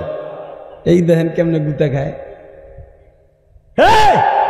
হামদা যখন বললেন যেখানে আসর ওইখানে থাকে, উস্কুত সুকুত মাফি অক্তিম্মা, চুপ থাকো হেনে খারা, এক কদম লড়বি না। সারা মক্কা আমার সাথে আছে, তুই জানোস? হামদা বললেন সারা দুনিয়া তোর সাথে, আর রব আমার সাথে। লিল্লাহে তাকবীর। একথা বলার সাথে ওমর কাইফে গেছে গা। একটু পরে নবী হাত বাড়ায় বলে, চাচা বাধা দিয়ে নাইতে কোন, বাতিজা ওর তরবারি খাবে ঢুকাইতে কম হলে কিন্তু আমি ওরা যাইতে দিব না। নবী বলে তরবারি আরো 5 খান নিয়ে আইতে কোন, আমি আর ওয়াজি করব না, আরো 5 খান নিয়ে আইতে কোন। এবার কান ওমর তরবারি প্রথম খাবে ঢুকাইছে। গতকালকা রাত সকালবেলা তরবারি বের করছে, এখন খাপের মধ্যে ঢুকাইয়া আস্তে করে ওমর বলে, এতদিন তাকাইছি দুশ্মনের নজরে, আজকে তাকাইলাম রহমতের নজরে। আমি বুঝতেও পারি নাই এত মায়াবী চেহারা আপনার মধ্যে। ঠিক আছে, আপনি আমার কালেমা পড়াই দেন। নবী কিন্তু বলে নাই কালেমা পড়ো, ওমর নিজের থেকে বলছে আমার কালেমা পড়াই দেন। বাজান রে কালেমা হয়ে গেল, এবার আমার দিকে তাকাবেন, কোন দিকে ঘাটটা ঘুরাইয়েন না। কেন বারবার এই কথাটা বলি জানেননি? হয়তো শয়তান আপনার চোখটাকে অন্যদিকে ঘুরাই নিয়ে যেতে পারে, এই জন্য আমি বারবার বলি আমার দিকে তাকান বাবা। আমি একজন গুনাহগার মুসাফির মানুষ, আমার দিকে তাকাইলে আপনার চোখের জ্যোতি বেড়ে যাবে। এই আলেমদের দিকে তাকাইলে আপনার চোখের জ্যোতি আল্লাহ বাড়াইয়া দিবে। ও বাজার আপনার চোখের গুনাহগুলো ঝরে যাবে। যারা মুসাফির আলেমের দিকে তাকায় আল্লাহ তাদের জীবনের গুনাহ মাফ করে দেয় গো বাবা। আলেম উলামার সাথে কোনোদিন দুশ্মনী করিয়েন না। শেখ হাসিনা দুশ্মনী করে আজকে ভারত পালাই যাইতে হয়েছে বাবা। মনে রাখতে হবে পৃথিবীর ইতিহাসে নাই এইভাবে একটা দেয়াল বিনাশ হয়ে যায় একসাথে পালায়। এবাজান কেন পালাইছে জানেননি বাবা? একমাত্র আলেম উলামার সাথে বেঈমানি করার কারণে। আজকে যেই মামুনুল হকরে 3 বছর জেল খাটাইয়া বাবা জিনা করে তুকমা লাগাইয়া তারে চাইছিল ব্যান করে দিতে, আজকে সে আফগানিস্তানে যাইয়া স্বর্ণের মুকুট লইয়া আসে। এ রংপুরের কলিজার টুকরা বাইরে আপনারা দেখছেননি? মণিমুক্তা লাগানো জির যাকে বলা হয় আফগানিস্তানের বড় শান শওকাতের টুপি, এটা মামুনের মাথায় দিছে। কথা কন না কেন? ওই দেশের মন্ত্রী তার মাথায় দিছে, দেখেন নাই? ওই টুপিটার দাম কয়েক কোটি টাকা ওই দেশের। ওইটা মণিমুক্তা দিয়ে জিরেন করা, ওইটা হলো ওই দেশের সম্মানের মুকুট। মামুনের মাথায় দিয়ে, যদিও মামুন কোটা দিবে না, কিন্তু ওই দেশের ঐতিহ্য তার মাথায়, যে সম্মানী ব্যক্তিকে তারা দেয়। তাকানোর দিকে যেই মামুন রে জেনার তো ক্ষমা দিছিল, আজকে সেই মামুন কোটি কোটি টাকার একটা টুপি পরিধান করে। কথা ঠিক না? ঠিক। ডক্টর ইউনূসও যদি আফগানিস্তানে যায় তাকে ওই টুপি দিবি তারা। বাজানিবার আমার দিকে তাকান, ওই দেশের সম্মানের পত্র হলো টুপি। কারণ আমার নবীর সম্মানের পত্র ছিল টুপি। ঠিক না বেটি? হযরত ওমর বললেন, ইয়া রাসূলুল্লাহ, বলেন আমি তোমার সম্মানের টুপি মাথায় দিয়া দিলাম, লা ইলাহা মুহাম্মাদুর। হযরত ওমর বলেন, নবী আজকে যাই, কালকে সকালে আসবো, আপনি রেডি থাকেন। হযরত ওমর কালিমাটা পড়েই তরবারিটা নবীর পায়ের কাছে রাইখা খালি হাতে বাবা মাথাটা নিচের দিকে দিয়ে বাসার দিকে যায়। কারণ ওমর যে ঢুকছে মুহাম্মাদের কল্লা উড়াইতে, উতবা সাহেবা সব কাবাঘরের দরজার সামনে বয়ে রয়েছে। মুহাম্মাদের কল্লাটা লইয়া আসবে, আর আমরা চাইয়া চাইয়া দেখমু। কল্লা যে দিয়ে আসছে এটা আবু জেহেল জানতো না। রেডি?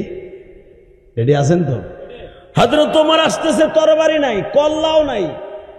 উতবা বিন রুবিয়া বলে, আবু জেহেল বলে, কি ওমর, কি ও মাথা নিচের দিক দিকে? তুই তো মাথা নিচের দিক দিয়ে বলা না, তুই তো উপরের দিক থাকস। ওমর বলে, বেঈমান রে, স্ত্রী রে কি বিধবা করতে চাস? এ উতবা বিন রুবিয়া, শুনছি তোর মায়ের বয়স 110 বছর, তোর মা রে কি তোর মার সামনে এতিম হইতে চাস? কি ব্যাপার, সুর পাল্টে গেছে যে? সুর শুধু পাল্টায় নাই, আজ থেকে শুনিয়া ল, খাত্তাবের বলা ওমর আগামীকালকে সকাল 10টায় একটা বিপ্লব ঘটাবে, যেটা মক্কায় আজও পর্যন্ত 13 বছরে কেউ ঘটাইতে পারে না। ছাত্র একটা বিপ্লব ঘটায় দিল, ঠিক না বেঠিক? আবু সাঈদের শহীদের মাধ্যমে। এ কলিজার ভাইরা, এবার আমার দিকে তাকায়। হযরত ওমরের এই ডাক লোক শুনে আবু জেহেল আশ্চর্য হয়ে গেল, কালকে 10টায় কি ঘটবে। হযরত ওমর যখন বাসায় গেছে, বিবি কপালে চুম্বন করে বলে, ও নবীর কলিজার টুকরা সাহাবী, ওমরের বলতে হয় নাই তোমরা কালেমা পড়ো। ওমরের বিবি বলতেছে, তুমি ভাবতেছো আমরা কালেমা পড়ি নাই, আমরা গত 15 দিন আগে কালেমা পড়ছি। ঘরের মধ্যে শুধু কান্নার আওয়াজ আর কান্নার আওয়াজ। ওমরের বুঝা ভাইয়ের ওমর কাঁদতে আর কাঁদতে। ওমরের বান্দি জানিমা নাম ছিল, তারে ওমর চোখ দুইটা নষ্ট করে দিছিল ইসলাম কবুল করার কারণে। মা সুমাইয়ার মতো এই জানিমারে অনেক মার মারছিল ওমর। আজকে কাজের বুয়াডারে ডাক দিয়া কয়, জানিমা এদিকে আয়। জি খলিফ, জি বলেন। বস বলেন, কফিল বলেন। বলতেছে, এই যে বড় লোহার বল্লমটা ল। কয় কে? আমি যে তোরে লোহার বল্লম দিয়ে চোখটা নষ্ট করে দিছিলাম, তো এই লোহার বল্লম দিয়ে খাত্তাবের ওমরের চোখ দুইটা নষ্ট করে দে, চোখ দুইটা নষ্ট করে দে। জানিমা বলে, কেন আমি আপনার চোখ নষ্ট করব? আমি আগে জানতাম না কালেমার এত সাপ। আমি তোরে কত মার মারছি, কালেমার সাপ তুই ছেড়ে দিতে পারস নাই। আজকে তুই আবার চোখ দুইটা উঠাইয়া দে, যেন আমি তোর মতো অন্ধ হয়ে যাই। জানিমা বলে, আমি আপনার চোখ দিয়ে সারা জীবন দেখব, কোরআনের চোখ দিয়ে সারা জীবন আলো দেখব। আমার চাইতে বেশি খুশি আর কেউ নাই, আমার মালিক কালেমা পড়েছে। হযরত ওমর সকালবেলা বিশ্ব নবীর বাড়িতে চলে গেলেন, তরবারি মাজার থেকে বের করে বলে, ইয়া রাসূলুল্লাহ, আমি জানি মক্কার সব বেঈমানগুলা কাবা ঘরের দরজার সামনে সমাবেত, কারণ আমি কালকে ডিক্লার দিয়েছি ঘটনা ঘটতে যাবে। নবী আমার বলে, তুমি কি করতে চাও? নবী, কালেমার সংখ্যা মুসলমান কতজন? বলে, এই পর্যন্ত তুমি সহ 19 জন, আর এক রাওয়ায়াতে আসছে 32 জন, আর এক রাওয়ায়াতে আসছে 42 জন। ওমর, আমি আর তুমি সহ 42 জন।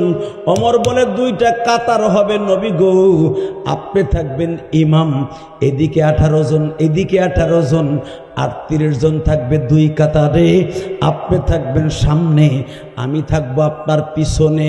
নবী বিপ্লব ঘটায় দিব। এই 40 জনের কাফেলা নিয়ে কাবাঘরের মধ্যে ঢুকবো। তাকবীর দিতে দিতে দিতে দিতে আমার মৌলার তাকবীর দিতে দিতে দিতে বাক্কার মধ্যে হেরেম শরীফের মধ্যে ঢুকবো। আমার নবী বলে, ওমর একটু বাড়াবাড়ি হয়ে গেল না?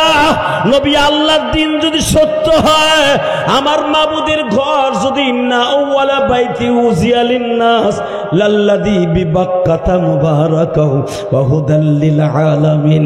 আল্লাহর ঘোষণা কি, যেটা প্রথম জীবনের ঘর হয়, আমার বাবা আদমের বানানো ঘর, ইব্রাহিম নবীর বানানো ঘর, আপনি নবীর বানানো ঘর যদি হয়ে থাকে, আমি ওমর ডিক্লার দিলাম, আজ থেকে মুসলমান কাবার মধ্যে ঢুকে নামাজ পড়বে। বাজান, এবার ওমরের আওয়াজ দেখা যাবে রংপুরের জমিনে কেমন হয়। হযরত ওমর ছাপামারা পাহাড়ের মাঝখানে বাবু সালামের এখানে দাঁড়াইয়া হযরত ওমর এমন জোরে আওয়াজ দিলেন, আমার আল্লাহ বললেন, ফেরেশতারা রে, জিব্রাইল শহরেরই থাক, আওয়াজ এমন জোরে মারবি সারা দুনিয়া কাঁপিয়ে দিবি। আবু জেহেল উম্মাহ শোয়েবা মনে করবে ওরা 40 জন নয়, 40 লাখ মাঠে নামছে। আর বাক্কা শহরে কালেমার বিরোধিতা, কোরআনের বিরুদ্ধে করা যাবে না। ইসলামের বিরুদ্ধে, কোরআনের বিরুদ্ধে, আল্লাহর বিরুদ্ধে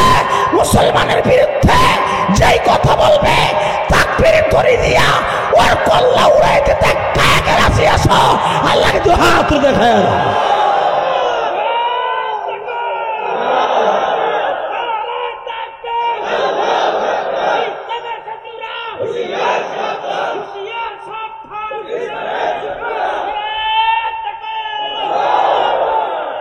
আল্লাহ আওয়াজকে কবুল করেন, ওমরের মতো কবুল করেন। ইসলামের বিরুদ্ধে যারা দাঁড়াবে তাদের বিরুদ্ধে বজ্র মুষ্টি ধারণ করে দাঁড়াবার তৌফিক আমাদের দান করেন। লিল্লাহে তাকবীর। এখন ওই আল্লাহ আছে না নাই? এদিকে তাকান, এখন কোনো দিকে ঘাটটা ঘুরাবেন না, মাত্র 2 মিনিট তাকায় থাকেন। ওমর যখন তাকবীর দিছে, ফেরেশতা যখন কণ্ঠ মিলাইছে, জীবনের প্রথম তাকবীর দাতা, তাকবীরের সভাপতি দুনিয়ার দিক দিয়া। আসলে তো রব্বাকা ফাকাব্বির, তাকবীরের সভাপতি তো আল্লাহ। দুনিয়ার তাকবীরের সভাপতি হযরত ওমর তাকবীর যখন দিছে, পুরা মক্কা নগরে ফেরেশতার আওয়াজে, কারণ পাহাড়ের মধ্যে ফেরেশতা আছে, সমুদ্রের মধ্যে ফেরেশতা আছে, আপনাকে জমিনও ফেরেশতা আছে না নাই? প্রত্যেকটা জায়গায় ফেরেশতা আছে। আজকে এই ওয়াজের মাঠেও আছে। আপনারা যে তাকবীরের ধ্বনি দিচ্ছেন, ফেরেশতারা কণ্ঠ মিলিয়েছে। ফেরেশতাদের তাকবীরের আওয়াজে পুরা মক্কা কাইফা উঠছে। বেঈমানগুলো তামাশা দেখার লেগে কাবা ঘরের দরজার কাছে দাঁড়াইছিল, ডরে দিছে দৌড়। নেপালে কয়েকদিন আগে দেখেন নাই? হ্যাঁ, অর্থমন্ত্রীর করছে কি, ল্যাংডা কইরা ওর 2 আসার উপরে তালেরাটি করছে, হুদা জাইঙ্গা পড়া, উপরেরটা ধরে আবার ব্যাঙের মতো আসার মারছে। ও আবার পইরে ব্যাঙের মতো 4 দিক দিয়া খাল পারে পইরে দিচ্ছে জায়গা দিয়া। এরপরও ছাড়ে নাই। এরপরে পানির মধ্যে যাইতে ধরছে, এরপরও ছাড়ে নাই। ঠ্যাং ধরে কুত্তা বিলাই যেন টাইনা উঠায়, আদামরা বানাইয়া রাস্তার উপর নামাইয়া ফেলাইয়া এরপর আবার পারাইছে। ক্ষমতা দেয় কে? নেয় কে? আসতে বললে কিন্তু লুলো হইয়া মরবা। ক্ষমতা কে দেয়? নেয় কে? আবার কে দেয়? এবার আমার দিকে তাকাবা। আমার মন কেন যেন বলে, সব দাড়ি টুপিওয়ালা যদি এক হয়ে যায়, এটা হবে ইসলামের বাংলাদেশ, এটা হবে ছাত্রদের বাংলাদেশ, এটা হবে কোরআনের বাংলাদেশ, এটা হবে তাবলীগওয়ালাদের বাংলাদেশ, এটা হবে ইসলামী আন্দোলনের বাংলাদেশ, এটা হবে ছাত্র শিবিরের বাংলাদেশ। শুধু আমি একটা দীপ্তকণ্ঠ আওয়াজ শুনতে চাই, জমিনের মালিক যদি আল্লাহ হয়, ওমরের মতো জানোয়ারকে যদি আনোয়ার বানাই দিতে পারে, আমার মালিক এই রংপুরের জমিন সহ তথাকথিত সারা বাংলাদেশকে আনোয়ার বানাই দিতে পারে। পারে কি পারে না? এই আশা প্রত্যাশা বুকে আছে তো? যদি আশা প্রত্যাশা থাকে, 3টা কাজ করতে হবে। কয়টা? জোরে কন। হে বেড়া পাঞ্জাবি আলা হন যাইস, হন এই 3টা হুইনা যায়। হে বেড়া হন, কয়টা?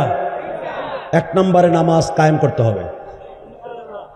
যে নামাজ পড়ে না, রিক্সাওয়ালা ভাই নামাজ পড়ে না, তার পাও ধরে নামাজ পড়াবেন। দাওয়াত ও তাবলীগ খালি গাঁটটিলে মসজিদে মসজিদে গললে এটারে তাবলীগ বলে না। কথা বলে না কেন? 17 হাত পাগড়ি মাথায় দিয়ে খালি মানুষের দাওয়াত দিলে ওটা তাবলীগ বলে না। তাবলীগ রাস্তাঘাটে সব জায়গায় করার নাম তাবলীগ। রিক্সা চালক থেকে নিয়ে, ভাঙ্গা কুটির থেকে নিয়ে সংসদ পর্যন্ত প্রত্যেকটা নেতারে নামাজি বানাবার চেষ্টা করবেন। নামাজি যখন হয়ে যাবে, ওই লোকটা কোনোদিন মদের ব্যবসা করবে না, গাঞ্জার ব্যবসা করবে না। নামাজি যখন হবে, প্রত্যেকটা মসজিদের কমিটি যখন নামাজি হয়ে যাবে, ইমাম সাহেবকে কোনোদিন ঘাড় ধরে মেম্বার থেকে নামাবে না। কথা বলেন না কেন? তাহলে প্রথম নামাজি বানাইতে হবে, ইনশাল্লাহ বলেন। 2 নম্বরে এই দেশ থেকে দুর্নীতি দূর করতে হবে। 3 নম্বরে আপনার আমার চরিত্র ফুলের মতো পবিত্র বানাইতে হবে, ইনশাল্লাহ বলেন। 4 নম্বরে যাদের মা বাবা বেঁচে আছে, খেদমত করতে হবে। মা বাবার খেদমত ছাড়া কোনো ইবাদত আসমানে যাবে না। কথা বলেন। অনেক যুবক এখানে আছে, ওয়াজ শুনে যাইয়াই মায়ের বকা শুরু করে, আছে না নাই? যাই দেখবি কলিজার ভাই, রাত 12টা আজকে পার হয়ে গেছে, 12:30টার কাছাকাছি, তোর বাসার কেউ সজাগ নাই, সবাই ঘুমিয়ে গেছে, একজন মাত্র কাজের বুয়া তোর বাড়ির বারান্দায় বয়ে রয়েছে। যায় দেখবি তোর মা, ঠিক না? তোর বউ যায় দেখবি ফেসবুকে হয়তো সেটিং করতেছে, না টিকটক দেখতেছে, একজন মাত্র বৃদ্ধা মহিলা যে সে কিচ্ছু করতেছে না, খালি তোর অপেক্ষায় আছে, তার নাম হলো মা। বাজান, আমি আপনাদের কাছে কেন বলছি শুনেন। গত বৃহস্পতিবার বুধবারে আমি বাড়িতে গেছিলাম, আবার গ্রামের বাড়িতে আমার মায়ের জন্য একটা মাদ্রাসা করতেছি বাবা, 3 কোটি টাকা খরচ করে। আপনারা দেখছেন 40 কাঠার উপরে মাদ্রাসাটা করতেছি বাবা। মানে সিস্টেম অত্যাধুনিক একটা মাদ্রাসা আমি নিয়াত করছি, কাউকে বলি নাই আমার 1 বস্তা সিমেন্ট দেন, আমার রক্ত পানি করা পয়সা দিয়ে করতেছি বাবা। 4 কোটি টাকা খরচ করে তো মসজিদ ঢাকায় করছি। আপনারা সবাই দেখছেন, আমার কোনো কিছু গোপন নয়।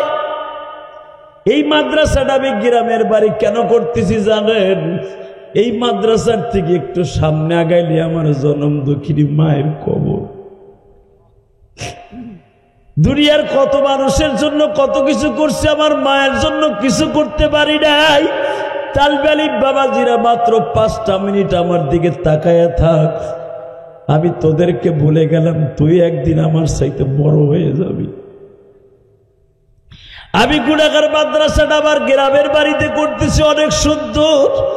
কেন করতেছি? কারণ একটা ছেলে যদি কোরআনের আয়াতগুলা তেলাওয়াত করে, এর বরকতে হয়তো আমার মায়ের কবর আযাব আল্লাহ মাফ করে দিতে পারে। ঠিক না বেটি? কলিজার ভাইরা, আমার মা এখানে শুয়ে আছে, আপনাদের অনেকের মা কবরে। আমি দেখেছি আপনাদের চোখ ভরা পানি, ওয়াজের শুরুতেই আপনাদের চোখে পানি দেখেছি। শুধু আমি আপনাদের 2টা পাও ধরে বলে দিয়ে যাই, এই গভীর রাত্রে যাদের জনম দুঃখিনী মা আজকে দুনিয়ায় নাই, বাবা আজকে দুনিয়া নাই, তাদের কাছে আমার একটাই দাবি থাকবে, এই মা বাবার জন্য মাঝে মাঝে কিছু দান করেন। ইনশাল্লাহ বলেন, পারবেন না? আমি হয়তো আমার তৌফিক আছে, আমি কোটি টাকা দান করি, আপনার লাখপতি আপনি লাখ টাকা দান করবেন, আপনার শতপতি আপনি 100 টাকা দান করবেন। যদি দানের খাতা আপনার খোলা থাকে, আপনার মা বাবার জান্নাতের দরজাও খোলা থাকবে। সেটা আপনাদের খেদমতে আমি আরজ করে যাই। এখানে একটা মাদ্রাসা আছে, আগে আবু সাইদের নাম দিছিল না, হ্যাঁ, ওটাকে এখন যে কোনো কারণে জান্নাতুল বাকি নাম রাখা হয়েছে। জান্নাতুল বাকি কারে কয় জানেন? জান্নাতুল বাকি হলো পৃথিবীর সর্বশ্রেষ্ঠ কবরস্থানের মধ্যে 2য় নম্বর কবরস্থান, যেখানে মা ফাতেমা ঘুমাই আছে। এত সুন্দর নামের বরকতের একটা মাদ্রাসা, এই মাদ্রাসার জন্য কিছু করার দরকার আছে না নাই?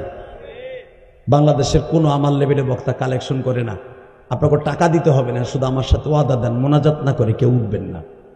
রাজি আছেন? হাত 2টা উঠান তো, কে কে রাজি আছেন? লিল্লাহে তাকবীর, লিল্লাহে তাকবীর। আল্লাহ রাত 12:30টার সময় তাকায় দেখো, এর একটা লোক যাবে না, ওয়াদা করছে। আল্লাহ এদের জীবনের গুনাহ তুমি মাফ করে দাও, আল্লাহ এদেরকে তুমি মাফ করে দাও না, আল্লাহ মাফ করে দাও। শুধু আমার দিকে তাকায় থাকেন।